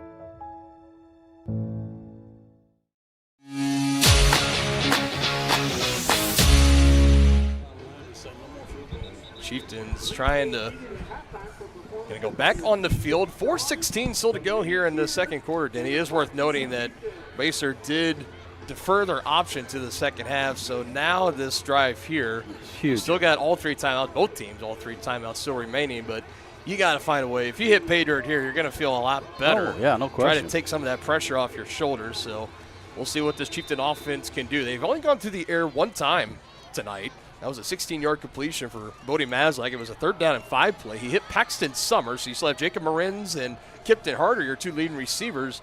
No catches so far. It's been all in the running game with Blake Reed already getting close to the neighborhood of 15 carries in this first half. Return going to be taken by Marins on the shadow of his own goal line. He's hit hard. He's able to fall forward just as he crosses the 20-yard line. The Bobcat a little slow to get up, but able to get over to the sideline. Brady Oakes once again looks to be okay. And this Chieftain offense back out once more. And you were kind of saying right as we were coming out of the break there, Denny, all the mindset now, forget threes. We're looking for 6, 7, 8 points the rest of the way. Yeah, you just field goals are not going to win this contest. You got to have to get it in pay dirt. be huge for the Chieftains here if they could burn this clock and end up with a touchdown. They're going to stay on the ground. Another good game. And the Chieftains, I'll tell you, they have found something with this particular package of add another guy or two in the backfield with Riedel. And Paxton Summers, Brady Martin really leading the way as he is able to run the way with it. And the offensive line, left and right side, both been able to open up some lanes as well. That one ripped off for about a gain of 7. Yeah. Riedel's having a good night. 15th carry will be his next as we go towards 3.5. Chieftains still kind of just taking their time here, not necessarily slower than usual, but it's only 3.5 minutes. I think they need to go with a little tempo. Still all 3 timeouts. Another handoff. This time Bobcats are there. Yeah, not much there. It will drive him backwards, able to finish that off. Gavin Mitchell, again, one of the very few two-way players for this Bobcat defense, and really the team in general, and only really because they've been so banged up with injuries. We know Nate Martin, we talked about him, wide receiver, defensive back, senior, out at least for the time being. Could be back for the playoffs. A broken collarbone he suffered in week 1. You had Charlie Peak is out. Second week in a row, had a broken arm last week. He's going to put a club on it, so he'll be back for any Bobcat fans that are listening to this within the next couple of weeks. Peter Rodriguez, you did get him back tonight, and you also have strong safety Talon Elliott back in that line. So you're getting some pieces back, but you also lose some pieces for Basehor-Linwood as we now about 2.5 left to go here as the Chieftains will keep it on the ground on 3rd down and 3. And that's about exactly what they get there. Another first down.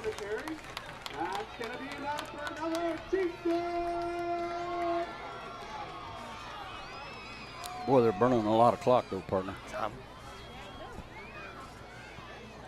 It will stop when they spot the ball, but then pick right back up. Yeah, as soon as it's ready for play, they want to wind the clock. I don't get this. It's maybe you want to start considering, at least for when you want to start taking those 3 timeouts. They do not carry over into the second half with you, obviously. Right.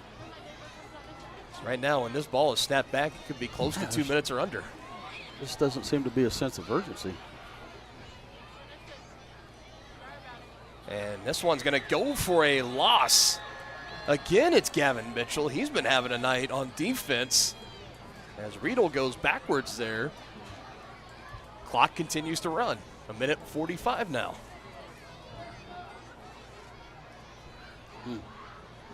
Are you surprised by this? Yeah, I'm shocked. I'm seeing a lot of fans in the stands kind of questioning too. I guess one thing if you're getting the ball back to start the second half, but you don't have that advantage here. No. Under 90 seconds now. And the play clock's down to 10 seconds. That last carry, a loss of 4 at 2nd and 14. So shuffling on that Basehor defensive front, continuing to go on the ground, and it's going to be another loss here. And maybe for Basehor-Linwood, do you think maybe you want to take some timeouts here maybe to see what the Chieftains do here on 3rd and long? I don't see Coach Stahlbaumer making any indication of that either. Yeah. As we could be just a play or two away from wrapping up this first half. Now under a minute. Another loss, that one for 3 yards. Man.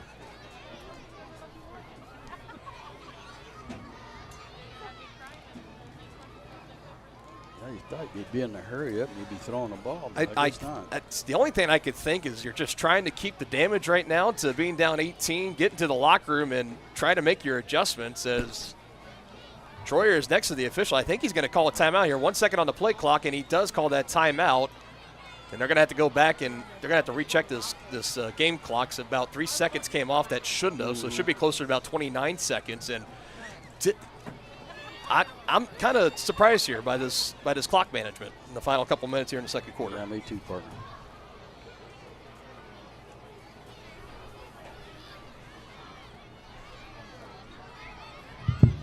So maybe just another play here. It's 3rd and 17, and the Chieftains come out. We ask you folks to stick around. The White Birch Property halftime show coming up. We'll talk about this first half, our breakdown and analysis, give you some quick stats, maybe get some scoring updates from our Wizard of Paws area matchups, all that and more coming up in the White Birch Property Realty Executives halftime show here in a moment on Tongi Sports Live. Again, we're just getting to the, I think for Tongi here, 3rd and 17, I think they're just going to try to run this play, and unless the Basehor-Linwood calls a timeout, if they want to get the ball back quickly, because you have a guy like Carson Dixon with a pretty good arm and good receivers. Pretty good, yeah.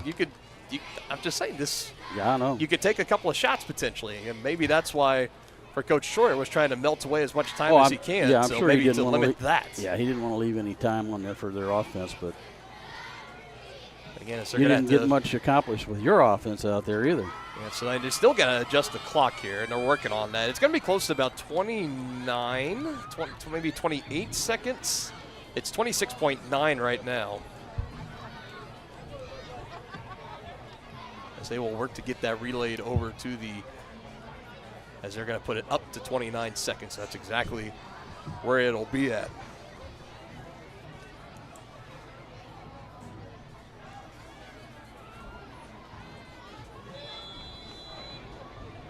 Clock will stop after this next snap. Chieftains will line up again, 3 in the backfield. Mazlak under center.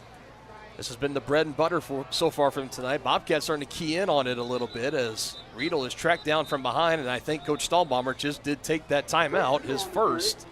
Both teams have spent their first pair of timeouts here, their first, at least one timeout apiece. And I guess it's a catch-22 because I see kind of there towards the end, you didn't want to leave Basehor-Linwood that much time, but at the same time, you don't really try to move the ball downfield, try to get something going late here. But, Basehor, they are going to be getting the ball back here, and they will get the ball to start the third quarter to start the second half. So let's remember that as we'll briefly take a look here at our History 101 tonight presented by Kansas City, Kansas Community College. Check out how college can help you at kckcc.edu. It's the 61st meeting tonight. It's the third year, or it's been annually dubbed the 8-Mile Showdown, with the 8-Mile Trophy being on the line. Chieftains do lead the all-time series 32-28. Bobcats have won 7 of the last 11 games. Their first matchup back in 1966, where Tongi beat the then Basehor Wildcats 40-0. Chieftains trying to reclaim that 8-Mile Trophy after winning it 2 years ago.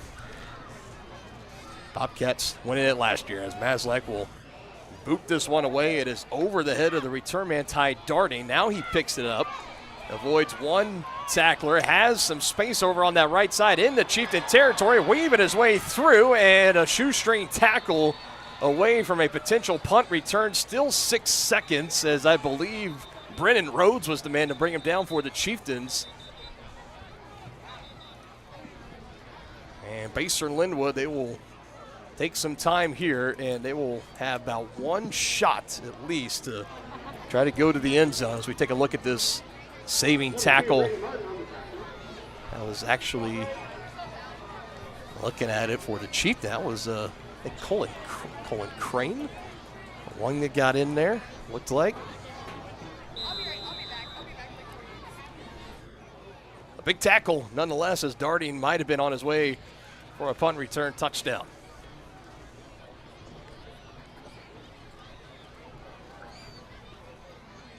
See what Bobcats got drawn up here. They may take a shot at the end zone and hope for a pass interference if they don't get the touchdown. Here at the high school level, it's a 15-yard penalty, not a spot foul, but no, but that'd get them in field goal range. Right, definitely could, and they do have the option of Colin Zimbelman too, which I'm not.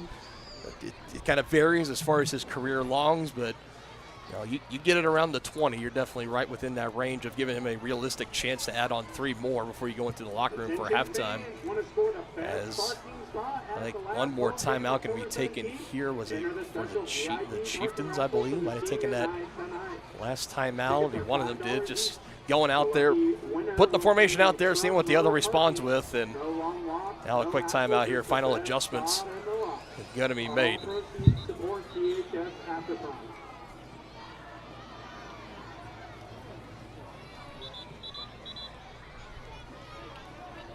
Yeah, Basehor still has 2 timeouts. And it's still showing the Chieftains with 2 timeouts as well, but somebody just spin it there. But more than likely, this is going to be the final play here. Chieftains, they got 5 players on the goal line. So you got here on the near side, wide open receivers, as Dixon will just throw it, and Roman Miller will slide down and trying to take the timeout. They're going to grant it to him. I told you. with 0.3 of a second. Heads up play by Roman Miller. Give him credit. As he slides down, that snap was taken at the 29, and he slides down. It's where did he start his slide, not where he ended on his slide, and they're going to spot it right around here. What are we? 17-yard line, 16. I think the 17. That's what it looks like there. Yeah, about what, a 35-yarder?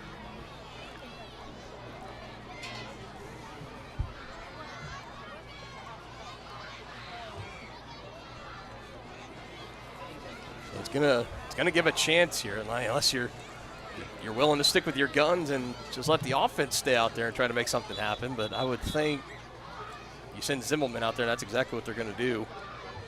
Colin Zimbelman, the junior, second-year kicker for the Bobcats. Golan, that was a good call by Stahlbomber too, because he saw they were in the prevent, and the middle of the field was wide open. This is a 34-yard field goal coming up. From the left hash, Bradley on the hold, gets the nod from Zimbelman, and flags come in here as the kick from Zimbelman. He had plenty of distance. Yes, he did. But a flag does come in. Haven't had many penalties in this first half. No, we do have one here. And it's going to be against Basehor-Linwood. And that's going to be a 39-yarder. Which, just basing off that last boots, not a distance, problem. not a problem. But the mechanics of trying to get a successful field goal or anything off, there's a lot of things that could go wrong. Yes. And if that happens here for Basehor-Linwood, it's going to feel like an opportunity lost for them. Second penalty of this first half, both against Basehor-Linwood. As more whistles are going to come in here.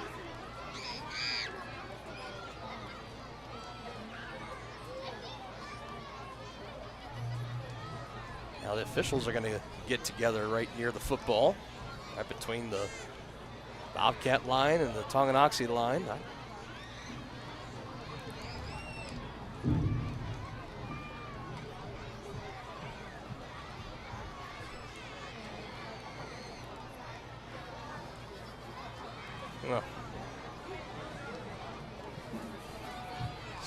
Still trying to get things sorted out. Not 100% sure of what it could be. 0.3 of a second, I think, is what they're wanting. That's okay. And more with the clock. It's still sitting up there at 3 seconds. Regardless, this is going to be it. The final play of the first half. Yeah, it could even be an untimed down. Let's just get it, get it going. There it is. Icing the kicker. This is like the unintentional. This is kind of nice for you. You don't have to burn any timeouts or whatever. This is just the officials trying to help you ice the kicker as much as you can. And Zimbelman trying to stay in that zone. He split the uprights from 5 yards closer. Now they move him back. It'll be 39 yards after the penalty. Again, distance not an issue on that last attempt. Final play of the first half going to come down to this. Trying to add 3 more onto this Bobcat lead. Good snap, good hold. Zimbelman kick is on the way, and it is good. That'd have been good from 50. The kick is good. So both teams with field goals in this first half, and it is 24-3. Basehor-Linwood with the lead at halftime. We'll break down this first half and more in the White Birch Property Realty Executives halftime show.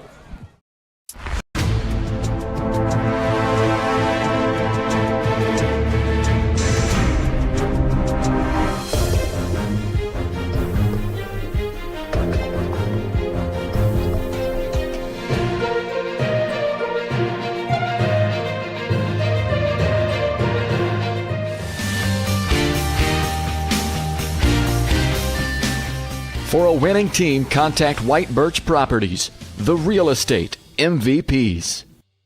Tonganoxie is the ideal location to start a business. That's why the Tonganoxie Business Association has strived towards a common goal of adding value to businesses and the community since 2015. They assist in providing improved services for customers and visitors, encouraging and enhancing businesses, and preserving historical and cultural assets. Follow them on Instagram for the latest and upcoming event information and become a member today by visiting their website, tonganoxiebusinessassociation.com. Proud supporters of Chieftain Athletics. The Tonganoxie Recreation Commission is committed to creating community through parks, people, and programs. And now, with their all-new activity center, the Tonganoxie Rec Commission can do even more. Tongi Rec understands the benefits reaped through recreation are endless. Tongi Rec has a long list of classes, activities, and programs for the young and young at heart. For program pricing and schedules, call 913-845-3502. Visit them at the all-new activity center at the Tonganoxie High West campus or go to tongirec.org. Family-owned and operated Wizard of Paws is a fifth-generation business located in the heart of downtown Tonganoxie. The professionally trained staff takes pride in making every dog and cat look its best, whether it be to breed-specific trim or an adorable, cute pet trim. Plus, their facility offers amenities in space that are doggone amazing. Call Wizard of Paws to make your appointment at 913-416-0255 or visit them at 406 East 4th Street in Tonganoxie. Learn more at wizardofpawstongi.com. Your one stop for beauty and relaxation. That's the Beauty Bar, Salon, and Spa in downtown Tonganoxie. Offering services for men's and women's haircuts, facial waxing, tanning, makeup, bridal services, and more. Their team is dedicated to providing a memorable experience for each guest. From vibrant styles and colors to soothing massages, they have everything you need to look and feel amazing. To make an appointment, call 913-347-2957 or visit them at 414 East 4th Street in Tonganoxie. Are you ready for a mouth-watering journey down memory lane? Introducing Flashbacks. Start your day off right with our fluffy pancakes, omelets, or a cinnamon roll. For lunch, sink your teeth into our juicy made-to-order burgers, Philly cheese, and more. Flashbacks' friendly staff and welcoming atmosphere make every visit a delight, and their menu is filled with comfort food that will give you those warm, delicious flashbacks. Visit them today in downtown Tonganoxie, open 7 days a week from 7 a.m. to 12:30 p.m.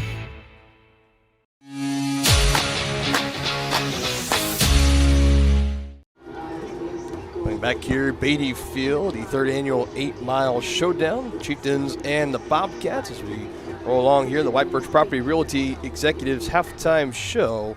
White Birch Properties is ready to help you buy or sell that next house and lead you to success in the real estate game.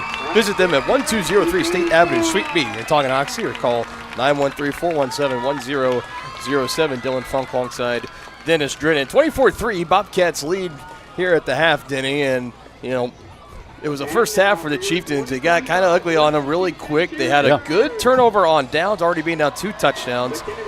They were able to turn the Bobcats away. The Chieftains got it. The next possession, they were just ripping off 3-yard, 4-yard, 5-yard rushes. I think it was like a 14, 15-play drive. They take it inside the 5. Goal to go, 4th down. They kick the field goal, and then Basehor enters there with another touchdown and then a field goal to boot, so a 3-score lead for them. And as always, I just turn it over to you. What's your thoughts and takeaways after the first 2 quarters?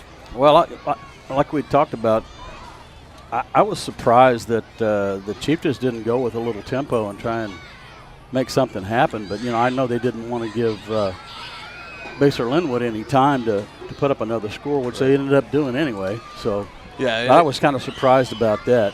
Yeah, and that was something where it's again, for a coach, it's kind of damned if you do, damned if you don't, right? Where it's a double-edged sword. If you try to be aggressive and get plays there, especially if you go through the air, if you go incompletion, sack, you know, Basehor still at that time, both teams still had 3 timeouts left. You try to get aggressive there. If you go 3 and out, then you leave them plenty of time. And I think that's what Coach Troyer was trying to do, is just limit how much time they could possibly have and try to limit them from getting those extra 3 points there at the end. That's what it ended up being before coming into the locker room. So after kind of letting it play out a little bit, it was clear that's what he was electing to do. I think a lot of fans, you know, they were still want to see the offense go out there, try to make something happen, show some fight, but now it's a chance here. You go into the locker room, regroup, trying to strategize here, and look, this team hasn't been punched in the mouth like this. You got to go back to week 2, that 35-0 loss against Spring Hill, and you know, it's going to be kind of like the same message of, you know, these are your rivals, Tonganoxie, Basehor-Linwood. You don't need to really say much more about it. You're down 3 scores right now, 21 points. How are you going to come out and respond in the second half? I think there's going to be some challenging of some manhood in there. As I say, you're going to come out, roll over, and let them keep the trophy for another year, or are we going to try to put up some fight?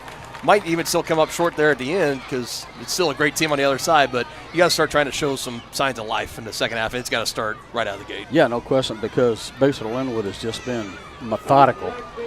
they've been moving the ball down the field with no problem. And, this is going to be a long night if the Chieftains don't come out and get a stop in this first possession of the second half. It definitely could. It could get long for them. And Bobcats will get the opening kickoff to start the third. Chieftain defense will be looking for another stop. We'll have some player stats for you. Take a brief check-in at those Wizard of Paws pregame area matchups. See if we can get some halftime scores, all that and more here. White Birch Property Realty Executives Halftime Show.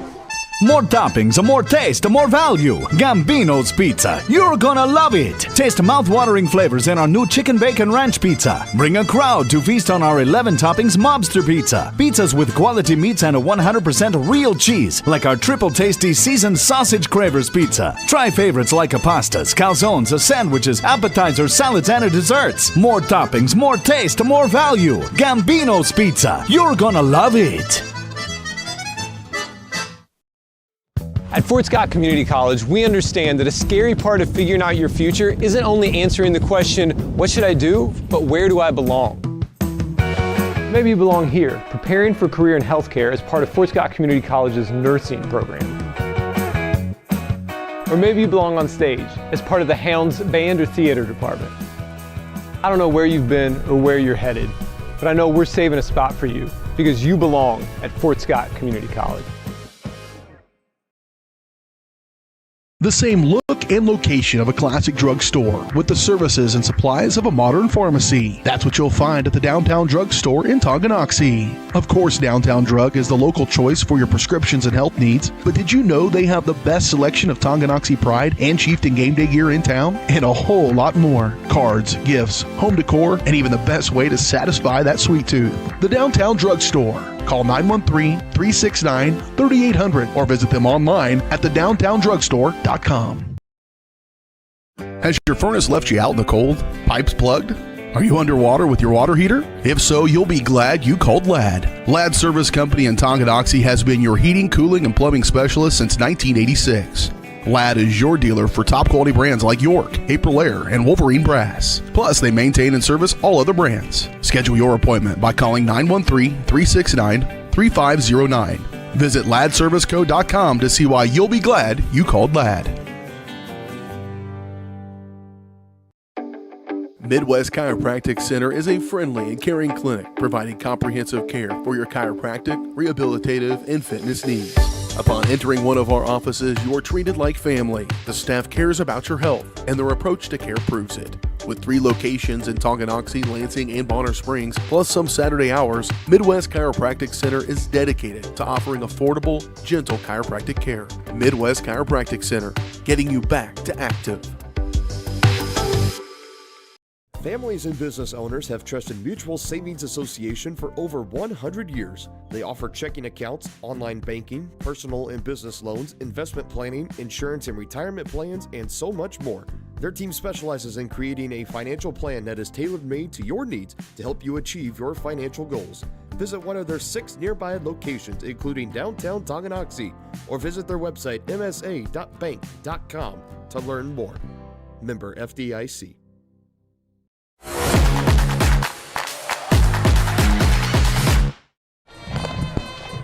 Here, White Birch Properties halftime show. Let's take a look at some players' stats here. We'll start first for the Chieftains. Bodie Mazlak, they only 1 completion in that entire first half, just 16 yards. It was a big play. It was part of getting the Chieftains in that goal-to-go situation where they kicked the field goal. It was a 16-yard completion to Paxton Summers, but I think for the first time in a half, I think you've had Jacob Marins and Kipton Harder. Everybody else has been shut down outside of Paxton Summers. His only reception of the season. That's coming on the 16-yard strike he brought in from Bodie. For Blake Riedel, 19 carries already, on pace for nearly 40 in this ball game as he takes it for 43 yards on 19 carries. Hasn't been able to have a touchdown yet, just a long field goal scoring for the Chieftains. Young man's going to need the cold tub tonight. Yeah, 4 carries, 7 yards. That 1 fumble loss for Bodie on the ground.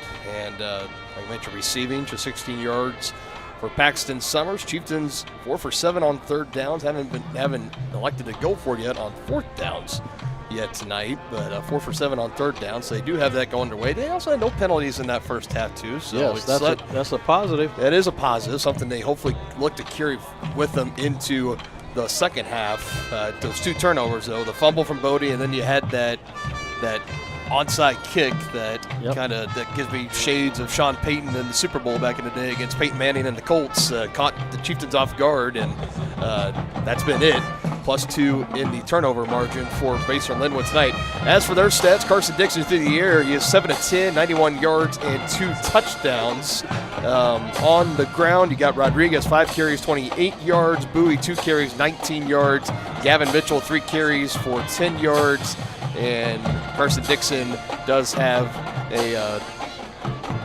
he does have that touchdown in there too. He has a rushing touchdown. Does have the rushing touchdown for 2 yards out, and to go along with his passing touchdowns as well. 3 total touchdowns in that first half for Carson Dixon. Ash Morrison, 3 receptions, 32 yards. Roman Miller, 2 receptions, 21 yards. He had 12 there on the final offensive snap for Basehor-Linwood, saved 0.3 of a second. It was a pretty heads-up play for him to slide, call the timeout, set up the chance for Colin Zimmelman to get the field goal try off as time expired. I thought that was really a good job by Stahlbomber, too, because he brought him out to see what kind of defense the Chieftains were going to be in.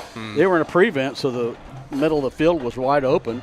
He chose to throw that ball right across the middle, and he slides and gets the timeout with time enough to kick a field goal. 5 receivers, 5 defensive backs lined the goal line for the Chieftains. By the time the 3 receivers were out in the pattern for Basehor, there was nobody within 20 yards of them. So it was a very smart play for the 11th-year head coach for Basehor-Linwood and that offense. Bobcats 3 of 5 on 3rd downs, 1 for 2 on 4th downs. They do have both penalties in the game so far, just 2. Other than that, it's been a pretty clean game. It really has. No sacks, no turnovers. Neither team with a sack yet. Basehor-Linwood definitely leading the way on tackle for losses with closing in on, I'd say, about a handful. They had 2 there on the final Chieftain drive as they were trying to bleed timeout to wrap it up here in the second quarter. But those were your player stats here. Band is out on the field right now. Bobcats out of the locker room, getting ready to get back on the field for warm-ups, and the Chieftains probably not too far behind either, as we're about 4 or 5 minutes away from second half kickoff in this one. Real quick, Danny, let's try to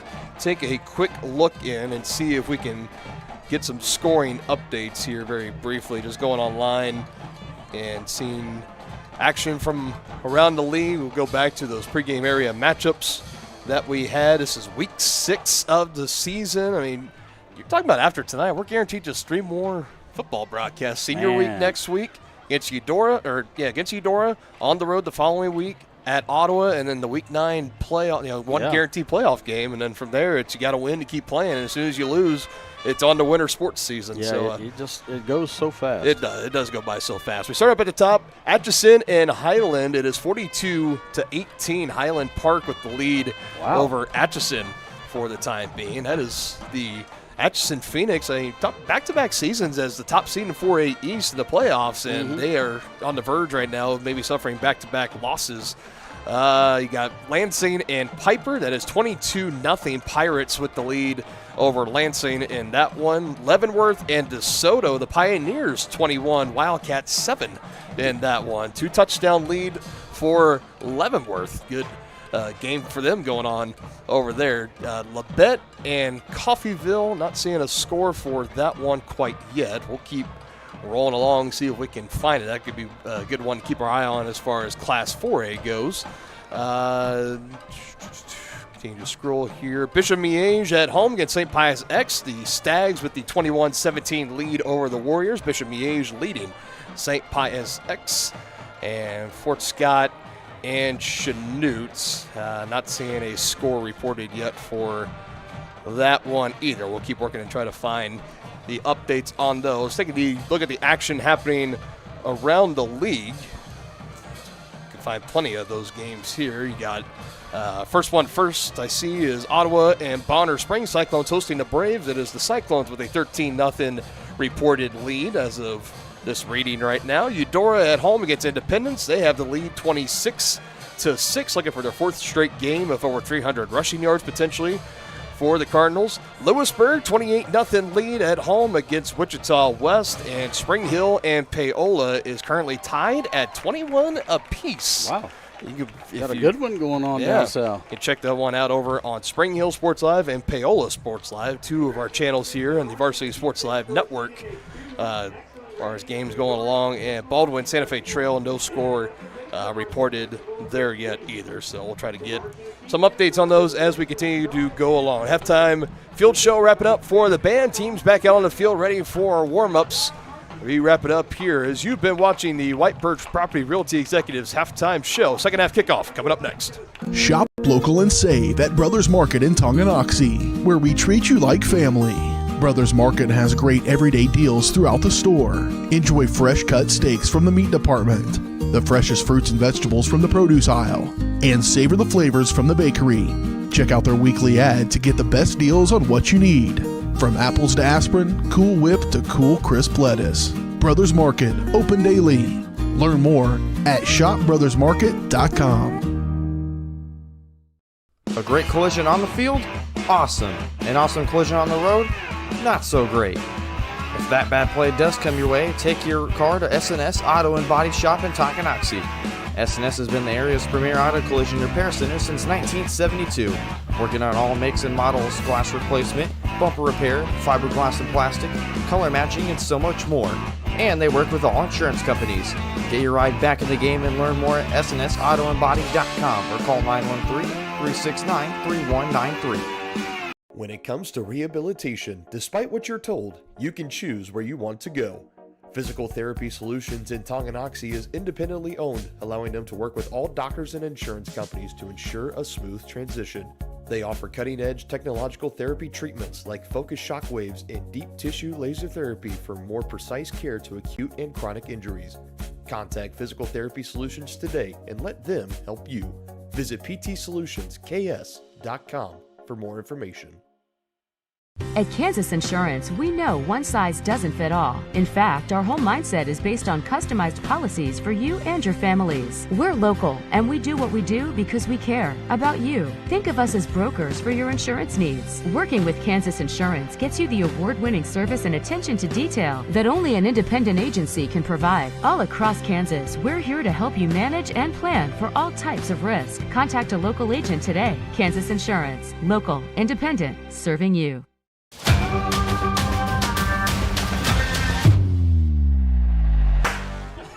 He doesn't look too happy.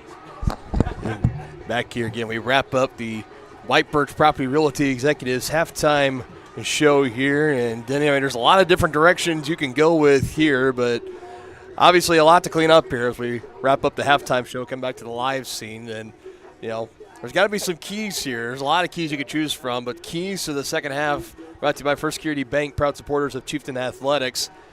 You know, there's no such thing as a 21-point play in football. It is going to take a lot of effort and multiple stringing together of good offensive, defensive possessions. But what are some adjustments that need to happen in the second half for the Chieftains? Well, I think they're obviously they need to try and slow down this offense because they can't afford to give up touchdowns without scoring one of their own. So the biggest thing is they've got to play better defense, get the defense off the field.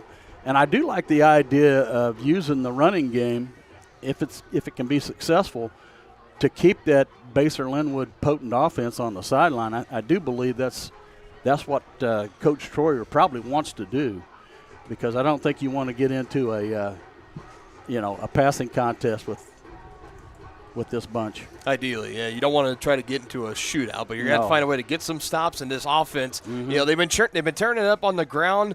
The only downside is when you're down 3 touchdowns, 21 total points, that time is not necessarily on your side. So unless you start ripping off some for 15, 20-plus yards, getting big chunk plays like that, you're going to have to try to find a way to work in the air attack, start passing the ball, try to get that to work in their favor. We'll see what the Chieftains can do with it here. Second half, Grounded Weather Report presented by Grounded Coffee House. Follow them on Facebook and check out their website, groundedcoffeehouse.tonganoxie.org, to see how you can help make a difference today, as temperatures here in Tonganoxie getting about the 70s. It's low 70s, about 70. I got it 74 degrees right now, but it's probably a little closer to 71 or 70 degrees. Humidity very, very low, and a fairly light breeze at just 4 miles per hour. Beautiful night, though. Oh, nonetheless. Absolutely. No wind hardly at all. So no doubt about it. Cody Loud teeing it up and booting it away. Chieftains looking for a rally here in the second quarter, and did that touch a Bobcat. It doesn't matter, able to get back on top of it. Keeson Lindsay, the gunner, able to bring him down. A little bit of a misstep here for the Bobcats as they will set up.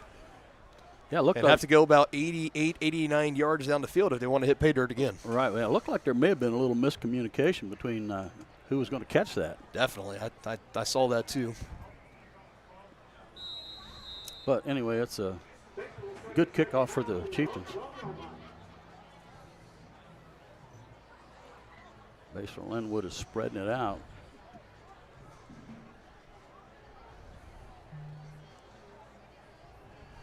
First and 10. They got the ball spotted at their own 12 as Dixon will throw over the middle in stride. He finds Nash Morrison, who goes backwards a little bit. Yeah. Jack Reichman eventually able to trip him up, wrap him up for the Chieftains. And another quick reception for Nash Morrison. Was held without a catch in the first quarter. He had 3 for 32 yards and a touchdown in the second, and he picks his first one here in the second half from the first play for scrimmage. That one good for 9.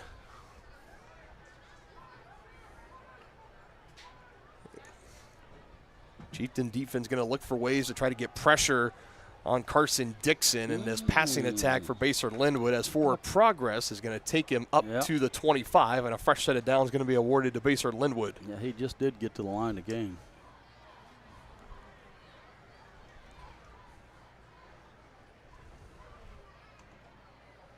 Yeah, we were talking about at halftime, partner, that this Basehor-Linwood offensive line, I mean, Dixon has had all night to throw the ball back there. And so far, it is there's the case. There's a rush.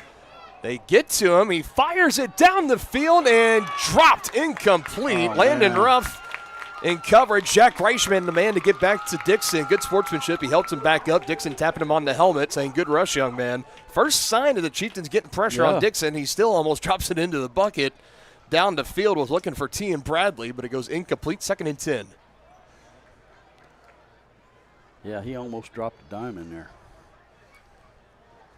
Good coverage closing in late there, Ruff. I think might have gotten his hand or his arm in there to help jar that one loose out of the hands of Bradley. Now on the ground, Chieftains are back there, and they get a loss. It's going to back them up about 4 or 5 yards as multiple Chieftains able to break through there. And a big tackle for a loss. Going to bring up 3rd and long for Basehor-Linwood, somewhere they have not been this game, Denny. Exactly, especially in their own territory.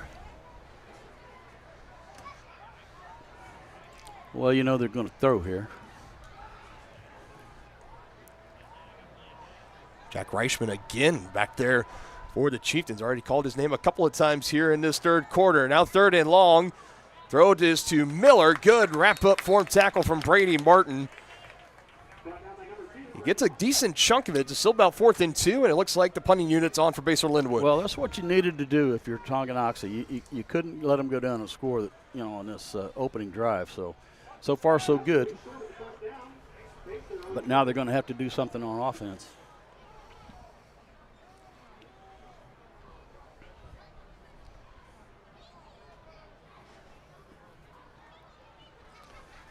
Seen Basehor-Linwood get into their bag of tricks once on the surprise onside kick. Not going to do anything here. Punt is away from Zimbelman as it takes a bounce at the Chieftain 35. It comes back, and that little pro Chieftain roll there at the end will put him right at the 35-yard line. All right. Now the Chieftains need to put something together here.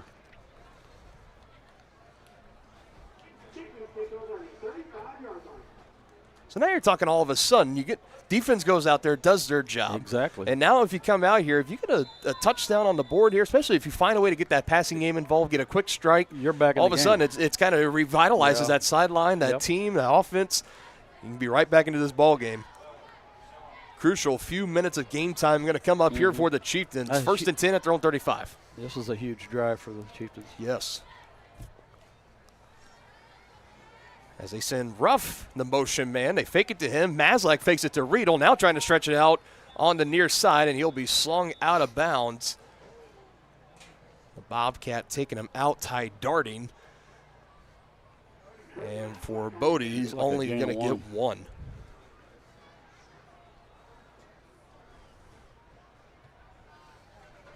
I looked like a design quarterback keeper there, but just didn't gain much. Chieftains, the lone scoring drive, the Field goal from Cody Lobb from 20 yards. It was a 14-play drive that they stalled out at the Bobcat 4 thanks to back-to-back no-gain stops by the Bobcats on defense. 2nd and 9 here as Maslak trying to bring his receiver in on the far side. Maybe some miscommunication, but they'll take the snap, throw down the line, trying to make a couple of men miss. I believe that's Marin's over on the far side. That would be his first catch of the night as he brings it in and takes it up past the 40. Well, and I like that call because, that's only the second pass of the night. And completion-wise, yeah, completion-wise. But if you'll notice, those linebackers are really starting to stack the box to stop that run. So you got to keep them honest. You can't be too one-dimensional. I'm looking at 8 jerseys in the box there. They try to go in around Marin, trying to use his speed, and coming in there late, Talon Elliott. Bobcats have missed him the last couple of games. He's back here tonight, and he gets a stop there on Marin's. You punt it here, for the Chieftains. Yeah, they're going to send on the punting unit. It'd be 4th and about 2 if they want to go for it. Need to get to right at the 45. They're at the 43, but on comes the punting unit. Chieftains go 3 and out.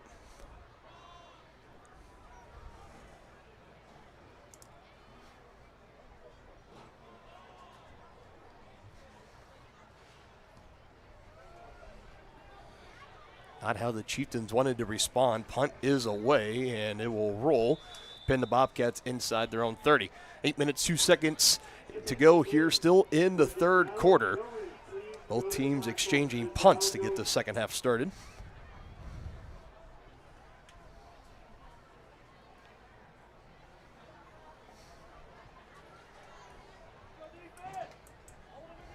And what very well could be one of the, obviously just off of pure speculation from some comments that Coach Stahlbaumer made after the game last week against Topeka West, with more teams coming into the UKC and Basehor-Linwood. They only play one non-conference game, and that is this one here against Tonganoxie. They might elect to kind of forego that and play an all-straight conference schedule next year, which would mean no more 8-mile showdown. We'll just have to wait and see as Nash Morrison able to walk the tightrope. He was shoved out well past the first down mark. He was able to get around a defender, and they're going to say he stepped out right at the 44-yard line.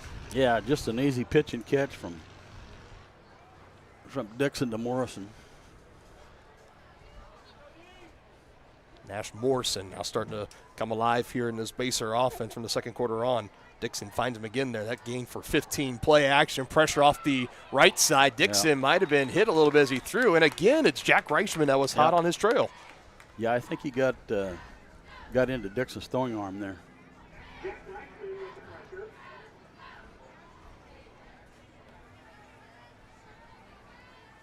Dixon's, with that last incompletion, has still completed 6 of his last 8 attempts. That one partially deflected by Reichman on the windup, 2nd and 10 at the 44. Roll out. Another dart, and this one finds his man up the field. Anderson Essery brings in his second catch of the night, takes him into Chieftain territory at the 39. What a throw by Dixon. I mean, he's rolling out to his right, and he throws a dart.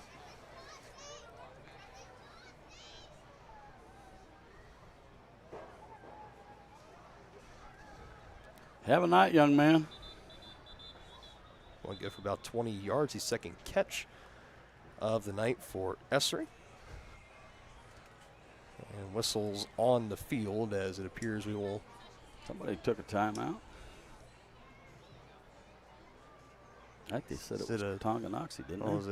Is it a timeout or is there an injured player somewhere? I don't see one. That's it. It looks like it's over on the far sideline of Bobcat right. down. Looks like okay. I could be dealing with some cramping, so stop and play for the time being. We'll step aside here for a moment. Chieftain football on Tonganoxie Sports Live presented by Kansas Insurance. At Kansas Insurance, we know one size doesn't fit all. In fact, our whole mindset is based on customized policies for you and your families. We're local, and we do what we do because we care about you. Think of us as brokers for your insurance needs. Working with Kansas Insurance gets you the award-winning service and attention to detail that only an independent agency can provide. All across Kansas, we're here to help you manage and plan for all types of risk. Contact a local agent today. Kansas Insurance. Local, independent, serving you.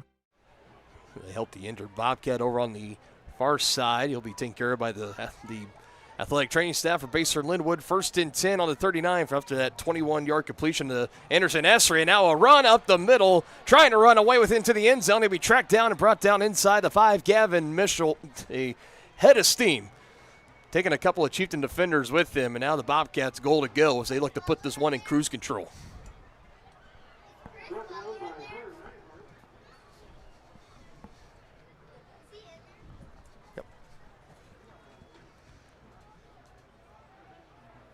Well, good for about a gain of 30. The first rush on this drive for Basehor-Linwood. Play number 5 going to be coming up here. Still Mitchell in the backfield. They continue to work Rodriguez in after missing a couple of games, but Mitchell's been doing well, but he's going to get stopped here. They blow the play dead as his legs kept him going. We saw the Chieftains kind of have a play like that earlier where Bodie didn't think he was down. He kept running, as did Mitchell there, but they will blow the play dead, and it looks like he went nowhere, just a no gain back to the line of scrimmage. Chieftains rallied around that ball really well that time.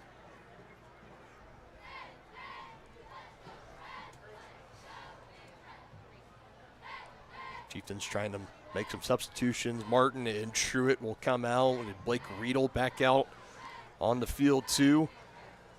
We always talk about when you play the Spring Hills, when you play the Basehor-Linwoods, the fact that they can platoon, and that's 11 dedicated offense, 11 dedicated defense. That stamina factor, especially when you get into the second half, that's where you really start to see it be a factor. Whereas for Tongi, the majority of their guys do play both ways. Exactly. That does make a big difference. Oh, they call encroachment.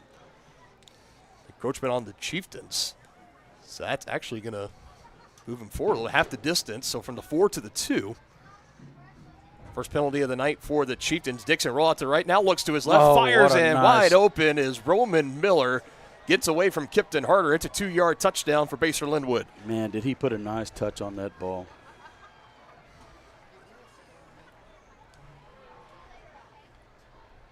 First receiving touchdown of the night for Roman Miller. 3rd passing touchdown, 4th total on the night for Carson Dixon. 6 minutes, 55 seconds here in the 3rd, and the Bobcats have reached 30. Extra point pending here from Colin Zimbelman. Nice play designed that last time for the Bobcats, getting that Chieftain defense to flow over to their left and to come back, peel over to their right. By then, it was too late, as more flags will come down here. Uh-oh. And we just had was that another one that came on the backside? So this is going to be the first initially, I think. They always get the second guy. So this penalty after, it's a dead ball, going to be more than likely personal foul on Sportsman Iconic, something along there. It looked like he was taunting. Referee's talking to him. Let's see. I don't know. Maybe if our replay system got anything there. No, it did not. I didn't see anything physical as far as like pushing and shoving. No, so definitely but he was making some gestures. The referee picked it up. And that'll be against the Bobcats as well. No question.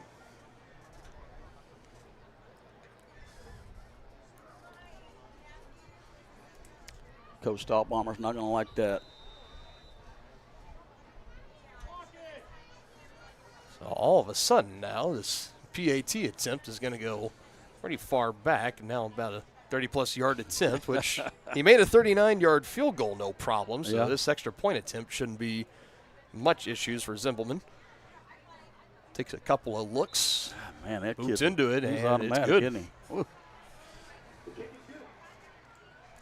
They definitely have found something with their place kicker, Colin Zimbelman. 2-yard touchdown, passing through the air. Carson Dixon finds Roman Miller in the end zone. It's 31-3 Bobcats.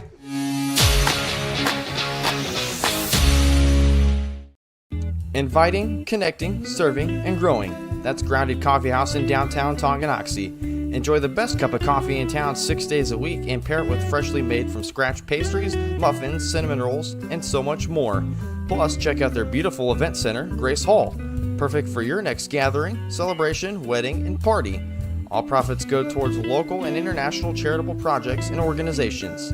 Drink local, support local at Grounded Coffee House. Place your order for dine-in or carry-out at groundedcoffeehouse.Tonganoxie.org.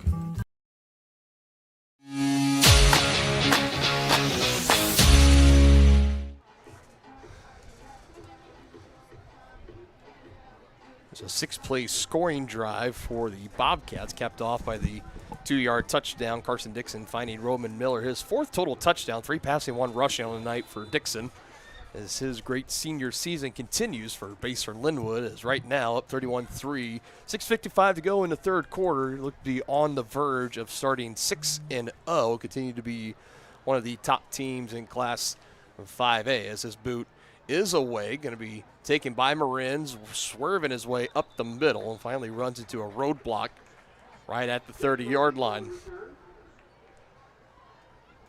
Another chance here for this Chieftain offense. And now I think we got to say it here. This is, I think, rest of the game. It's 4-down territory. Got to have it. Can't really afford to just let this one continue to go. I think it really depends on the field position, because you can't give a short field to these guys. I mean, you're just asking for trouble. They've had scoring drives of less than 10 yards. They've had a scoring drive now of 89 yards. So it's just doesn't seem to matter. One of those nights. Yep. 6:49 here in the third. Chieftains have not had a touchdown tonight. Just a 20-yard field goal from Cody Lobb as a pitch out here to Riedel, trying to make some Bobcats miss, and they are all there to swarm. Yeah, the Bobcats read that well. Going to end up being a 1-yard loss when it's all said and done.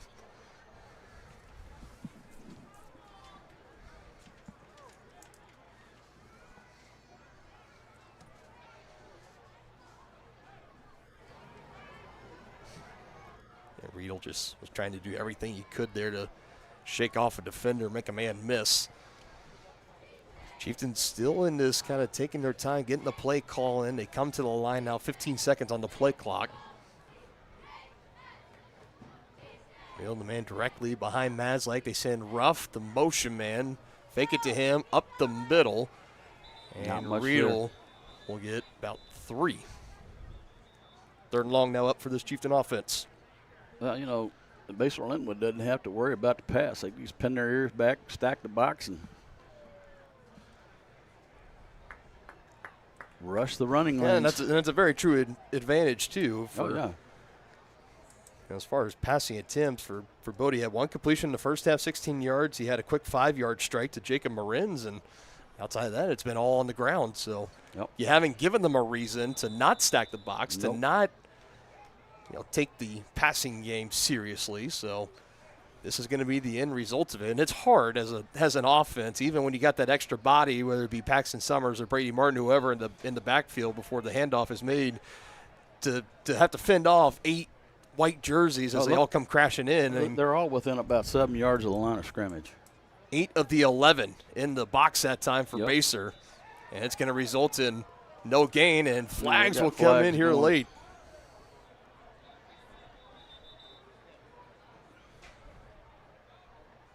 And trying to look at what exactly we got. Another flag comes in late here. So let's.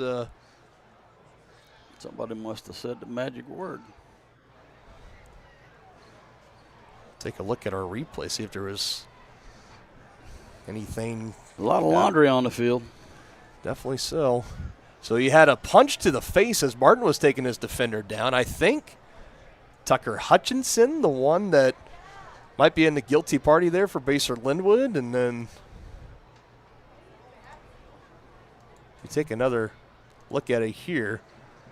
See Brady playing through the whistle, and he gets kind of an open hand slap to the face. Martin taps him on the helmet, but flags were already down. I think it's Hutchinson. He kind of has the jersey rolled up, but I don't. It's either Hutchinson or Brady Oaks, number 8 or number 9. We'll just have to wait. The officials continue to sort this out. There was one more additional flag that was thrown, and I don't know if that was just to further show that there are plenty of flags. We got to work this all out. If there was something said on the Tongi side, I don't know. We'll have to wait and see. Definitely either Hutchinson or Oaks, 8 or 9 for Basehor-Linwood. They're going to get the foul for having the open hand slap to the face to Brady Martin. Yeah, that last referee threw it so hard and high, I thought he might have pulled a rotator cuff. And Whitehead, it was definitely a little extra flair there at the end. And now. And unsportsmanlike, Basehor-Linwood. Did they just say he was ejected? Yep. 5 is ejected. Well, it wasn't 5. It was. Oh, he held up a hand. I thought it was 5 fingers, but maybe it wasn't. And I still see Oak, so I think it was number 8, Tucker Hutchinson. Yeah. And he gets the flag thrown on him, and I think he's out. He's out. Yeah. By process of, I said it was either 8 or 9. I still see number 9, Brady Oaks, out there. Yeah. So I'm going to take the rolled up jersey, cutting off the bottom half of that 8 as Hutchinson, as he gets caught. 15 yards added here for the Chieftains, as they will now have a snap in Bobcat territory at the Basehor-Linwood 49. That's one way to get a first down. They haven't moved the chains yet. They might have given a sideline warning, too, to the Chieftains there at the end. Oh, yeah? When all that was said and done. Yeah, that could be. Obviously, everybody, it never feels good when you're getting beat like this in a rivalry game, but when you see stuff like that, too, you want to make it extra clear that, hey, we cannot let their guys do that to our guys. And credit to Brady Martin, too, because it's very easy. You get hit in the face, it's very easy to return a counterpunch. And they usually get the second guy. He took it, tongue on the cheek, kind of just tapped him on the top of the helmet like, hey, good job, man. You just cost yourself 15 yards, and eventually the rest of the second half, as he has been disqualified. It's Tucker Hutchinson, the senior linebacker for Basehor-Linwood. They haven't moved the chains yet, as now they went over to the Basehor sideline.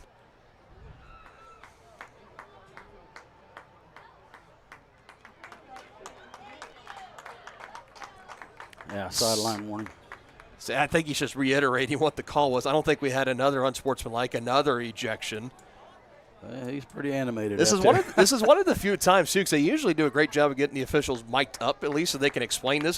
They don't have that here tonight, so we're just kind of having to relay on the hand signals there. Might need John Boy to get a breakdown of lip reading to see what exactly all was said. But when it's all said and done, Chieftain offense will have it first and 10 after those penalties on Basehor-Linwood at the Bobcat 49 as they go to the ground. Stretch play on the left side as Blake Riedel able to squirt through a hole as he takes it past the 45 to around the 43.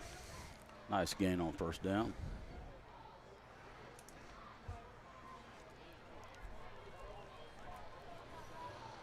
Whew, that was a lot to unpack there. Yeah, that sure was.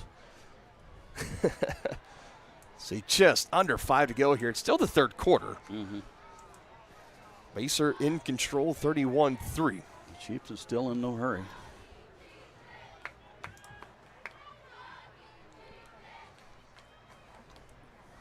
Maslak under center, handoff this time to go to the right side. Riedel trying to find an opening, not going to find one. Bobcats there, close that window up quick as he gets about half yard. That's tough sledding when you have 8 men in a box.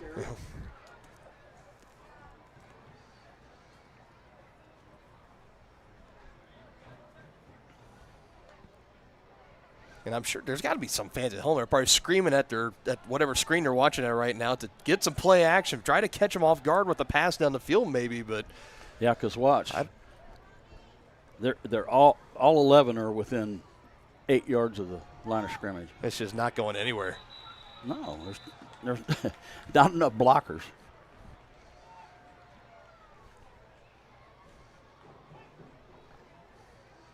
Ingram in yet another stop for Basehor-Linwood. That one's going to be a loss of 2 for Riedel. Already over 20-plus carries this evening. Another failed third down attempt for the Chieftains. 0 for 2 in the second half. And like I said, about 4th and 5 here. This is 4-down territory, especially when it's on the Bobcat side of the 50. Yeah, they're in plus territory. I don't think there's any question. Looking to run it again, and they do. And Riedel's not going to get it. They'll turn it over on downs. Near midfield.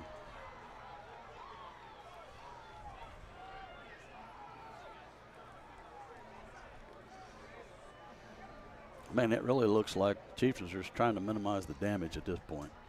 This is It's looking like a team that knows that they're a little overmatched, overpowered on the other side, and already down 28 points. I don't know.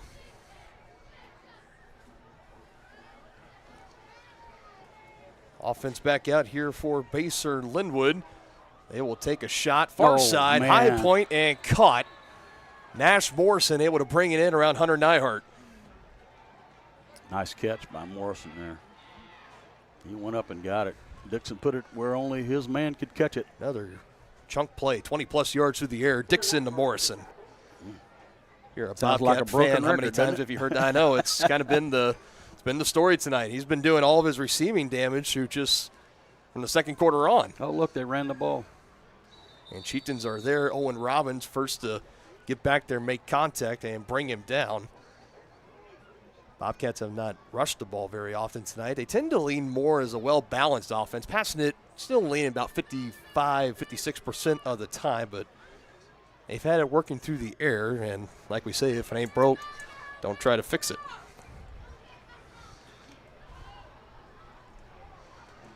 Yeah, that Basehor offensive line has done a really nice job against the Chieftains. Holding to just a gain of 2. Here's 2nd and 8. Dixon on the keeper. Not going to be able to get away. I think they got him for no gain that time. Yeah, that's a light loss. Owen Robbins again on the stop for the Chieftains. They do say he lost 1 yard, so 3rd and 9. Well, you got to try and hold them here if you're the Chieftains.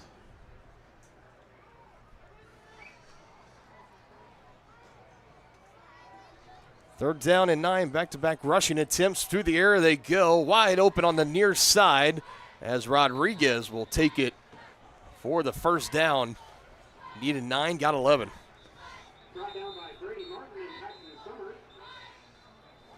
Second reception of the night, 43 total yards and a touchdown for Rodriguez through the air, and an injury timeout on the field as we'll take it here too. Minute 49 in the third. Bobcats in Chieftain territory.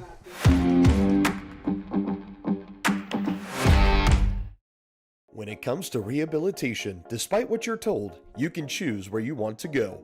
Physical Therapy Solutions in Tonganoxie is independently owned, allowing them to work with all doctors and insurance companies to ensure a smooth transition. They offer cutting-edge technological therapy treatments like focused shock waves and deep tissue laser therapy for more precise care to acute and chronic injuries. Contact Physical Therapy Solutions today and let them help you. Visit ptsolutions.ks.com for more information.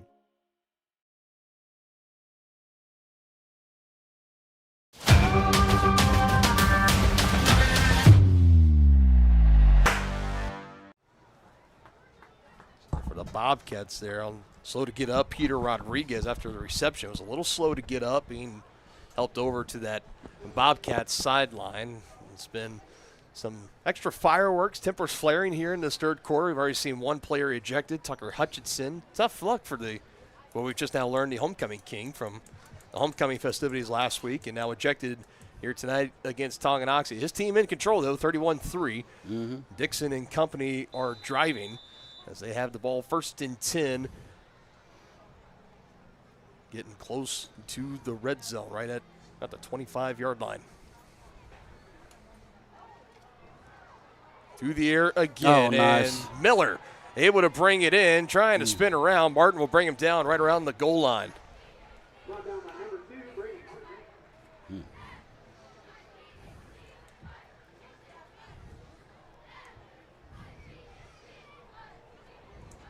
It's been Dixon finding it to Morrison, finding it to Miller. No surprise there. 2 top leading receivers for this Bobcat offense. New Rodriguez injured, getting worked back into this lineup at running back. Gavin Mitchell's been doing a great job. They have him back there right now. There's that. Here, my buoy actually. Goal to go at the 1. Miller in motion left to right. A Chieftain defender might have came across early. Dixon able to break through, and he will find the end zone. His 2nd rushing touchdown of the evening. That makes a total of 5 for a young man tonight, right? I think that flag came in there, but it looked like the near side edge on that defensive line for the Chieftains came across early, so this touchdown is more than likely going to stand. Yeah. as the night could be coming close to an end for Carson Dixon in this starting offense as they have busted this one wide open. Well, he's had a night. No question about it. Good for a base hit touchdown.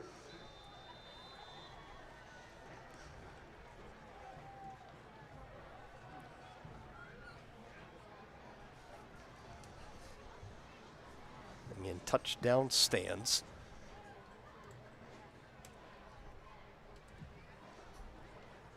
Another extra point attempt here for Zimbelman. Chieftains were on the other side of the route last week against Bonner Springs. Now, I think like they say, Denny, some days you're the windshield, some days you're the bug. Yeah. And right now, it is the Chieftains' time to be the bug. 38-3. Under a minute to go here in the third. We'll be back in 30 seconds. Quick break on Tongi Sports Live.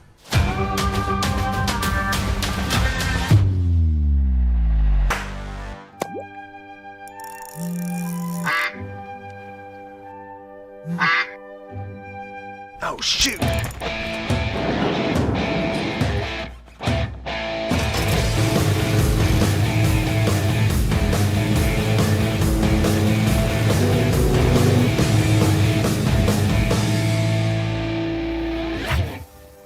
See the full lineup at hersinc.net. Call 913-247-3530 or just stop on by. Up your lawn care game at Hers Inc. in Spring Hill. We have one of the area's largest and most...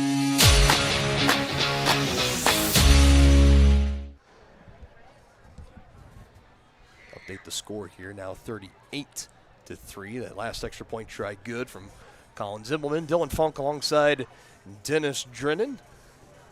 Chieftains have been held out of the end zone. The only score coming via the 20-yard field goal from Cody Lobb.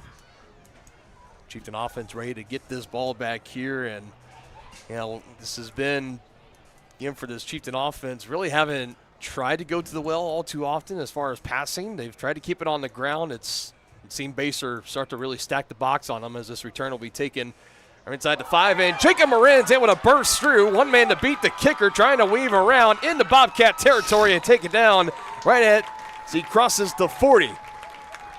As that gives this home crowd up on their feet something to root for. Yeah, that was a really nice return by Marins. First real big dynamic play on the night for Tonganoxie. You give him some daylight, he'll pick him up and put him down. He's trying to weave his way around Zimbelman. If he would have done it, he probably could have been gone. It was tracked down from behind. A couple of Bobcats never gave up on the play, but nonetheless, great return.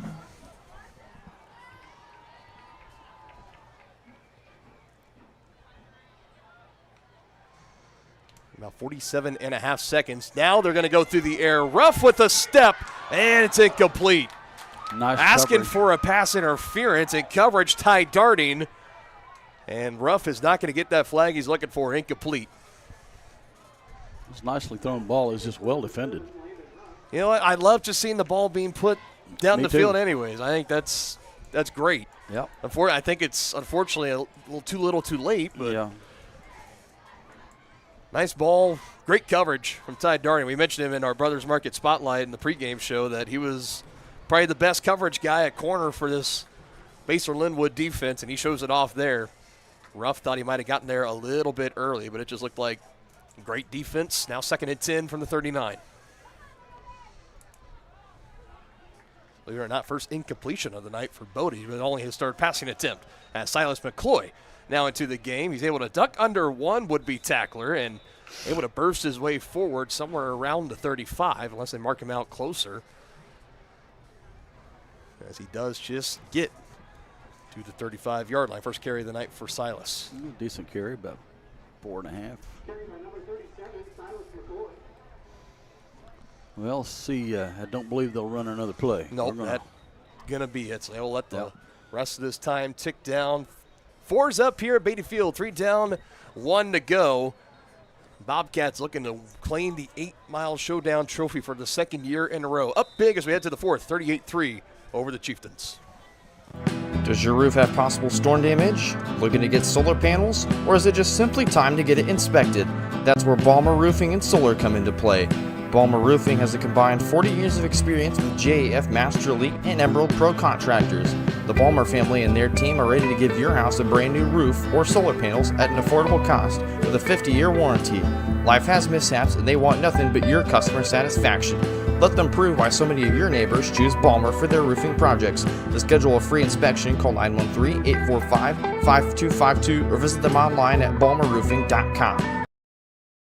Inviting, connecting, serving, and growing. That's Grounded Coffee House in downtown Tonganoxie. Enjoy the best cup of coffee in town 6 days a week and pair it with freshly made from scratch pastries, muffins, cinnamon rolls, and so much more.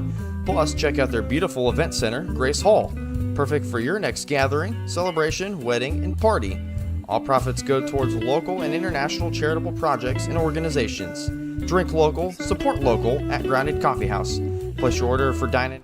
All right, so quickly out of the timeout, Chieftain offense back out. It is a 3rd down and 6. Another throw on the run, and Bodie able to find his man over on the far side. As now the passing game starting to come alive here late in this game for Tonganoxie.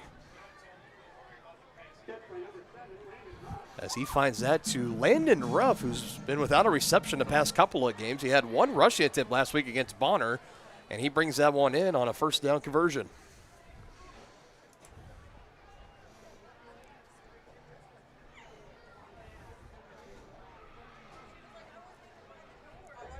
Much needed there for the Chieftains. 3 plays, 2 of them through the air. Now they're going to go back to the ground. Paxton Summers trying to lower the shoulder. As Tongi here, I think it's already a little too late in this game, Denny, to maybe try to mount a comeback. Never say never, of course, but it would be one of the most miraculous comebacks that I had seen in the entire world of sports, not even just at the high school football level. But, still plenty to try to work towards here, trying to end this game on a high note, especially for this offense, because, you still got 2 more weeks in the regular season. You're going to more than likely drop to 4-2. You're still well in the mix for one of these top 4 seeds, at least in 4A East, as this one is thrown, not able to bring it in one-handed, just out of the reach of Jacob Marin's, incomplete. You're going to have a quick turnaround. 7 days, got a chance to wipe this game away. You host Eudora, who right now is the Frontier League champions, who is just running over everybody, literally. I think on their way to their 4th straight game tonight, as they are up big against Independence last I checked. They're still undefeated, right? They've lost one opening week against Topeka Hayden. Outside of that, they have won every game, including Spring Hill and Ottawa. And tonight, looks like they'll close it out against Independence. So you got that game to face forward to, and then you wrap up the season on the road against an injured-riddled Ottawa Cyclone team. Still plenty left to play for. Here's a 3rd down and 9. Pressure as Bodie will roll out to his left. Eyes down the field. Throws near as Brady Martin's able to make a man miss. Gets a big block, and Brady Martin still fighting hard. He'll take it down to around the 5. Boy, nice second effort by Brady Martin there.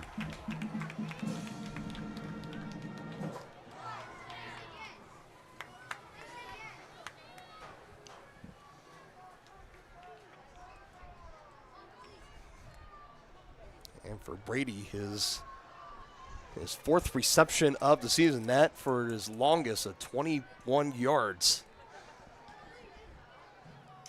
Now a handoff. McCloy on the left side, still fighting hard as Silas makes a dive to the goal line, and they mark him just short. Chieftains trying to punch it into pay dirt for the first time. Yeah, you can see how that the success in the passing game opens up the box a little bit, and a little bit more success running the ball. Yeah, we've been saying that the whole game.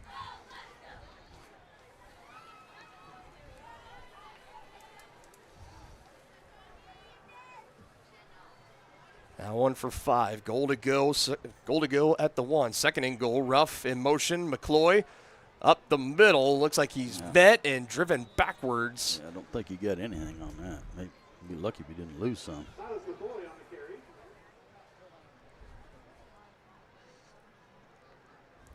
Looks like they'll mark him for about no gain, essentially. 3rd and goal here. 2 downs to get 2 yards, looks like. Are they going to back him up to the 2? Yeah, it's 2 to 2.5 yard line. Silas still in the backfield to the left of Maslak. Calls for the snap. Bodie trying to take it himself. Looks like he might have tripped. Yeah, he slipped. I think he gets that 1 yard back, but now it's 4th and goal at the 1.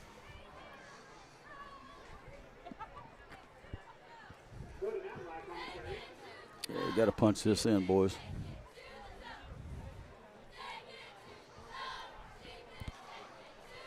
No way you are trotting out that field goal unit here. No, Fourth and no, goal at no, the no. one. Oh, no. There might be a mutiny. Still shotgun here. Maslak going to try to do it again. He darts into the end zone. Touchdown, Tonganoxie.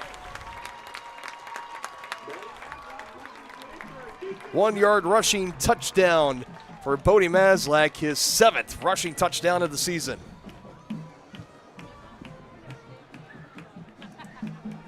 Do we have a running clock? Looks like we do. It looks like we do.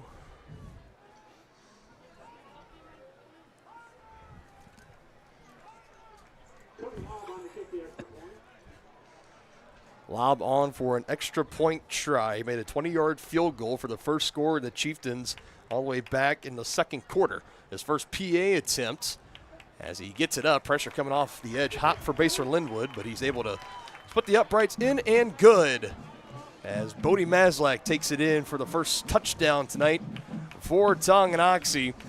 Running clock in effect as we're barreling towards 6.5 to go. 38-10. Bobcats with the lead.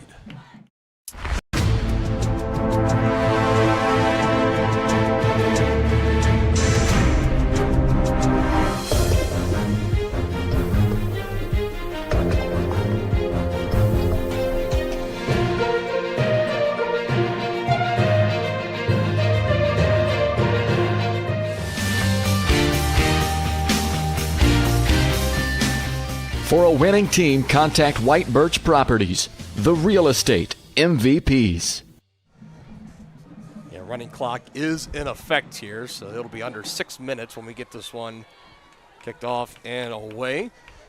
And taking a look at the upcoming schedule for both these teams. We mentioned the Chieftains back here at home, their final regular season home game. That means senior night in a week's time against the Eudora Cardinals. As for Basehor-Linwood, they will host Topeka Seaman next week and then cap it off on the road at Lansing. And then both teams will roll into Halloween Eve, the Week 9 playoff game.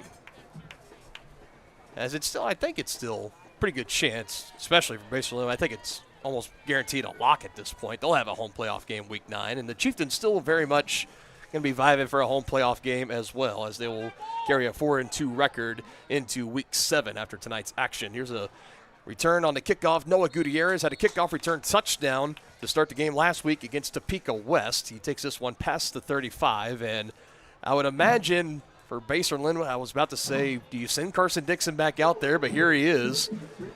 Yeah, and something we haven't really gotten a chance to talk about either is last week. I mean, with how big of a 35-point first quarter, Dixon and most of the starters, they were done about halfway through the second quarter last week. So maybe this week you're putting them out there just for one final drive, just to, you don't want to have back-to-back weeks of them, I guess, having extended time off. I don't know, but. Well, it's, they haven't really sacked him or, come really close to hitting him hard. So right. Well, Jack Reichman has come close a couple of times. He's got a clean pocket here. He's going to take a shot down the field, has a man, and overthrows him again. So that's really the third time we've seen Dixon trying to take a big shot like that down the field. A couple of times he's trying to find T-Han Bradley, and he's just overthrown him by about a couple of steps, and it goes incomplete. Bradley was open too. 2nd and 10 up here for the Bobcats as they will snap this ball with under 4 to go in the ballgame.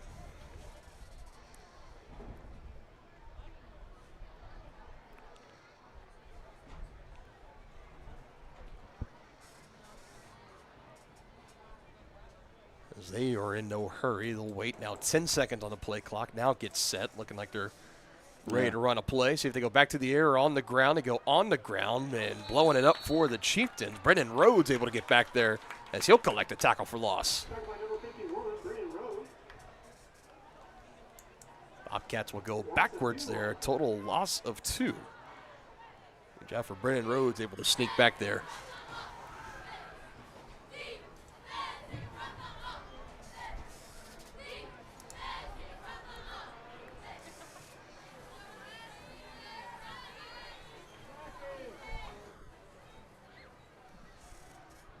On the 2-yard loss, 3rd down and 12 from their own 36 for Basehor-Linwood.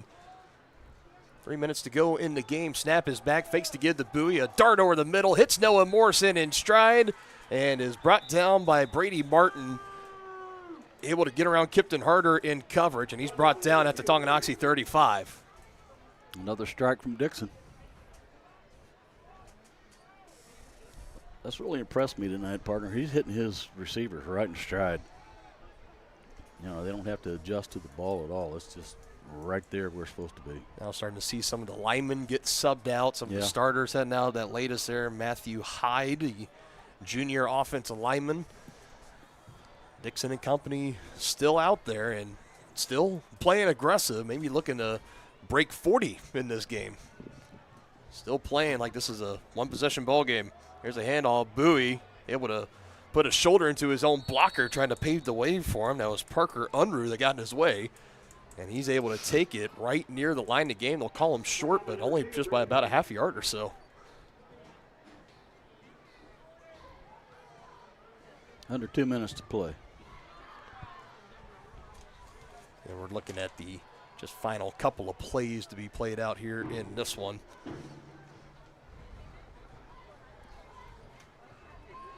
The Bobcats will move to 6-0. They'll continue to stay up on top of the standings in 5A East. Tonganoxie, that will drop them to 4-2. So that means with Eudora getting a win, and if Lebec County gets the win, as those two teams in the Chieftains came into tonight, a three-way tie for first through 6 weeks. Could be looking like Eudora could be in sole possession of the top seed, potentially, or them and Lebec still tied for first. We'll just have to wait and see, but the Chieftains will fall to 4-2 as we coming down in a minute. It looks like the Bobcats, they get that last first down now, just going to do it in victory formation.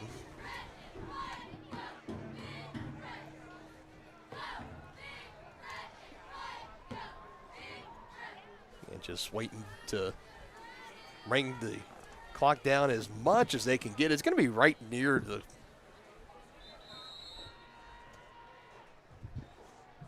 ability.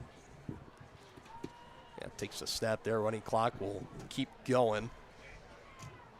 We take one more look. What we got coming up here on Tonganoxie Sports Live. We're back this Tuesday. More Chieftains and Bobcat action coming your way on the soccer pitch this Tuesday the 14th. The home in a week from now. Home against Eudora Cardinals, senior night, and it's football the rest of the way. Could have some postseason soccer and or volleyball action. Just have to stay tuned over at varsitysportslive.com/Tonganoxie. And that is going to do it here in this one tonight. Another dominant performance for the Bobcats, as what could be the final time these two teams meet for quite a few years at least. We'll just have to wait and see when the schedules come out over the summer. But the Bobcats will take it. Final score 38-10. They win the 61st meeting between these two schools on the football field. We'll take a break and be back in the Brothers Market postgame show next. I was just wondering. Enter query. Should I use a robot? Vacuum? No. Are bots taking over the world? Yes. Never mind. Sometimes humans are just more helpful. Unlike a robo-advisor, we can put together a personalized plan. Farm Bureau Financial Services. It's your future. Let's protect it. Contact Farm Bureau agent Tex Vandervoort in Tonganoxie today. Families and business owners have trusted Mutual Savings Association for over 100 years. They offer checking accounts, online banking, personal and business loans, investment planning, insurance and retirement plans, and so much more. Their team specializes in creating a financial plan that is tailor-made to your needs to help you achieve your financial goals. Visit one of their 6 nearby locations, including downtown Tonganoxie, or visit their website msa.bank.com to learn more. Member FDIC. Tonganoxie is the ideal location to start a business. That's why the Tonganoxie Business Association has strived towards a common goal of adding value to businesses and the community since 2015. They assist in providing improved services for customers and visitors, encouraging and enhancing businesses, and preserving historical and cultural assets. Follow them on Instagram for the latest and upcoming event information, and become a member today by visiting their website, tonganoxiebusinessassociation.com. Proud supporters of Chieftain Athletics. The same look and location of a classic drugstore with the services and supplies of a modern pharmacy. That's what you'll find at the Downtown Drug Store in Tonganoxie. Of course, Downtown Drug is the local choice for your prescriptions and health needs, but did you know they have the best selection of Tonganoxie Pride and Chieftain game day gear in town? And a whole lot more. Cards, gifts, home decor, and even the best way to satisfy that sweet tooth. The Downtown Drug Store. Call 913-369-3800 or visit them online at thedowntowndrugstore.com.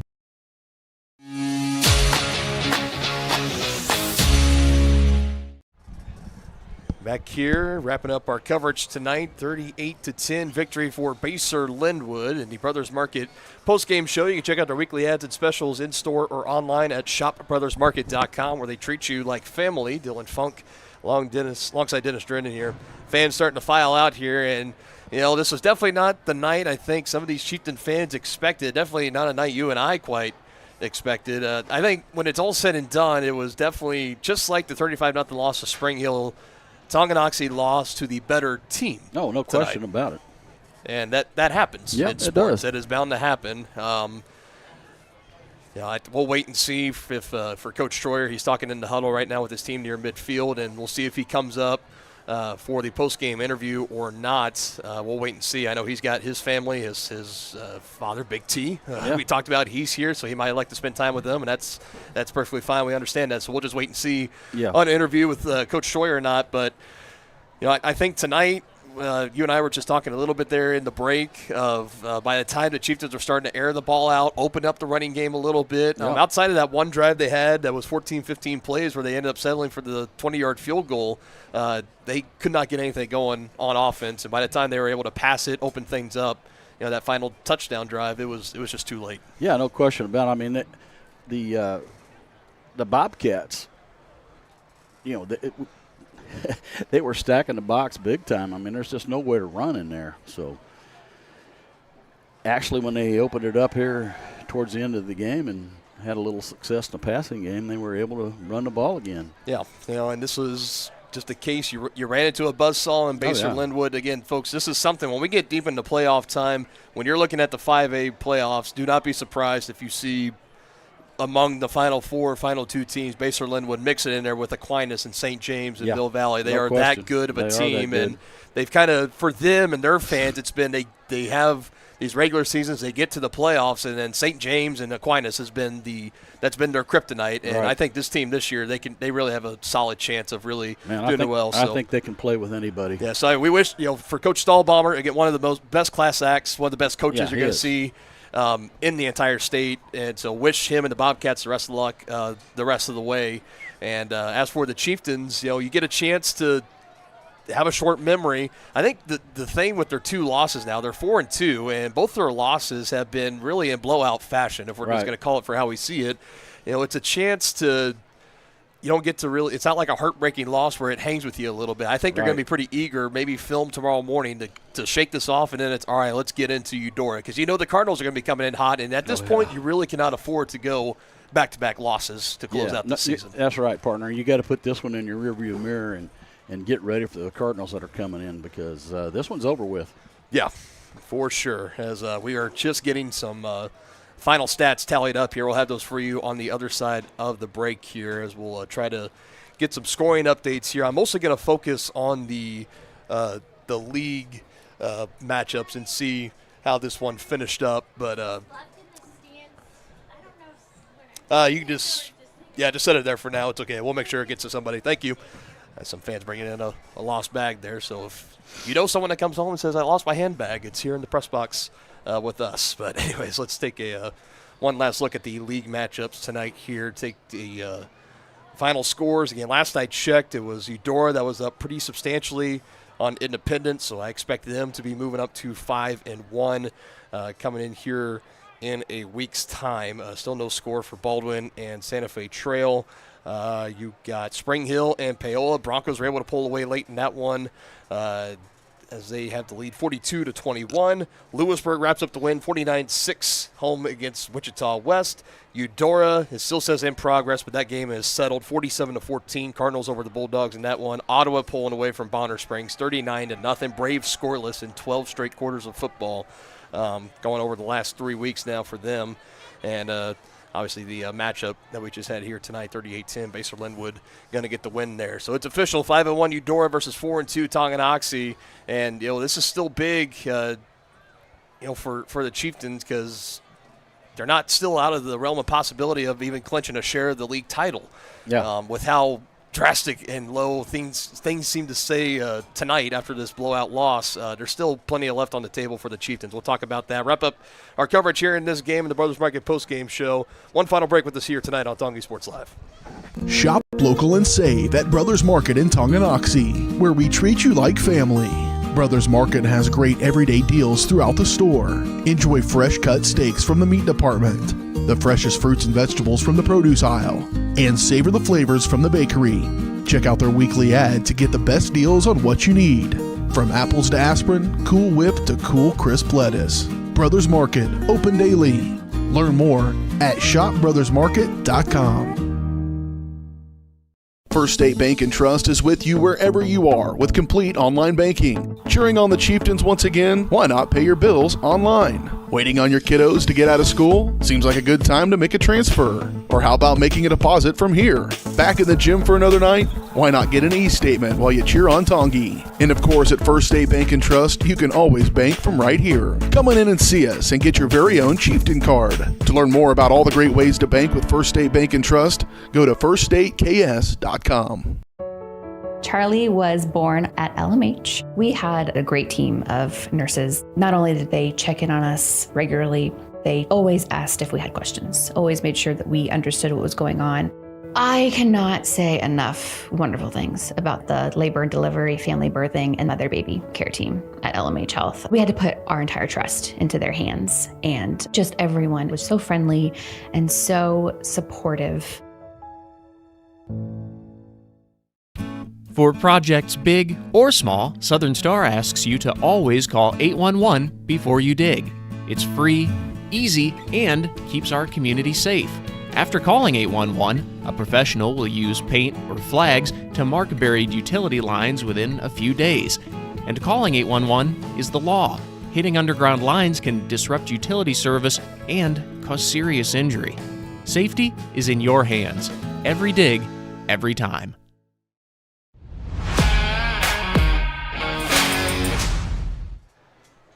Back here, wrapping it up, Brothers Market post-game show where they treat you like family. It was dominant for Basehor-Linwood tonight, 38-10. They get the win over the Tonganoxie Chieftains, and we will announce the player of the game here in just a few moments. We'll give some quick stats from that second half and announce the player of the game, which for one of the rare times it is actually going to go over on the other side of the field. But we'll announce that here in just a second.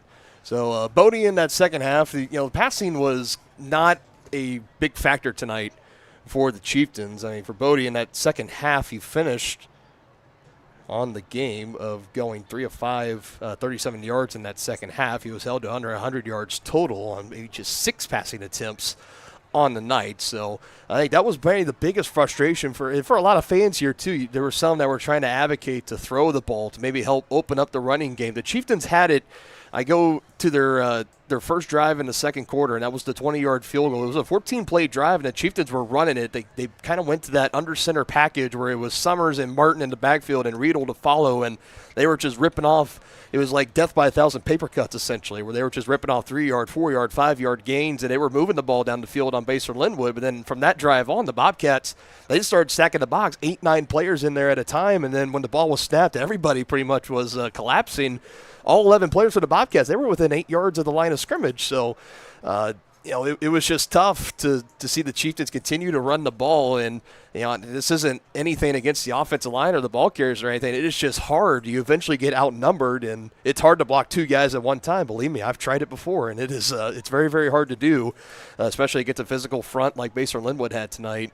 And it just the offense looked a little bit out of sorts, and the defense had a hard time trying to keep up with Basehor-Linwood tonight as we go to announce our player of the game. And it's Carson Dixon, the quarterback for the Bobcats. And, I mean, really, folks, we don't really give the honors away to opposing players very often, but I mean, when you finish on the night with three passing touchdowns, 2 rushing touchdowns, 5 total on the night for Dixon, over 200 yards through the air, adding on a few more on the ground. I mean, he only had his longest rush tonight was 4 yards. He had a 1-yard rushing touchdown and a 2-yard rushing touchdown. But it was clear he was in control from this game from the opening snap. Chieftains were able to get pressure a couple of times, bringing Jack Reichman off the edge. But outside of that, Dixon was just able to sit in there, do whatever he really wanted, and along with his Basehor offense. With Nash Morrison, he finishes with 4 catches, 74 yards in that second half. So that's 7 total catches for him. He gets just over the century mark, 107 yards tonight. Nash Morrison and Carson Dixon, one of the best tandems in all of Kansas high school football. They showed it off here tonight. So that's why Carson Dixon, he's going to be awarded our County Road Brewing Player of the Game, rooted in the community, brewed for the journey. See what's brewing today at County Road Brewing in Tonganoxie. So we switch it back over to the Brothers Market postgame show. If you want to give it to a Chieftain there, I think you would have to go with Blake Riedel, and that is just from the factor of the volume of carries that he had tonight. I mean, for the first time this season, he went over 30 carries and right around the area of 70 yards or so. He was asked to do a lot tonight for the Chieftains, carrying the ball, doing it on defense as well, playing both ways. Majority of the Chieftains playing both ways tonight. Basehor-Linwood has the ability to platoon their guys, so they didn't really have many tired legs as that game went along, as the Chieftains did. Eventually just kind of wore down on them, and this one wraps up. But like we mentioned, chance to put this one behind them for the Chieftains. Another quick look what we got coming up here on Tonganoxie Sports Live. Soccer this Tuesday.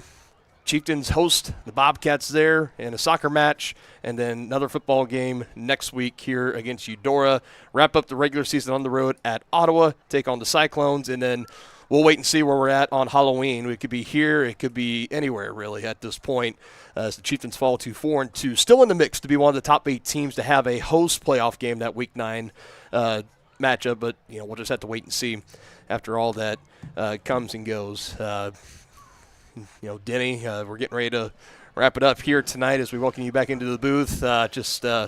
Any final thoughts, any final takeaways as we put this 8-mile showdown matchup to bed? Yeah, like you said, partner, they need to put this one behind them and get ready for a tough Eudora Cardinals team coming in next week if they want to keep their seeding hopes alive as far as getting a home game in the playoffs. So hopefully they can get that done next week, and we'll go from there. Yeah, if they can, you just go down this final 2-game stretch. If you can go 1-1, if you can split between Eudora and Ottawa, 2-0 obviously would be ideal. But you got a great team in Eudora, a team that's riddled with injuries in Ottawa, that I think is right now is still a favorable matchup for the Chieftains. But if you can go 1-1 in that stretch and you go 5-3, they were 5-3 in the playoffs last year, and we saw how that ended up happening. Right. And that should still put them within one of those top 8 teams to get a home playoff game. But we'll just have to wait and see as we wrap this one up here tonight. I want to thank everyone that's been watching along, whether you're a Chieftain fan or a Bobcat fan. Thank you guys for tuning along to this matchup here tonight. We will see you here back at Beatty Field on Tuesday as the Chieftains and the Bobcats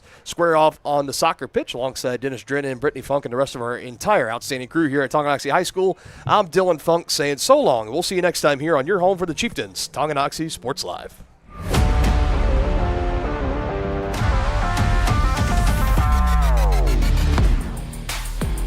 From the gridiron to the hardcourt, the pitch to the mat, don't miss any of the action.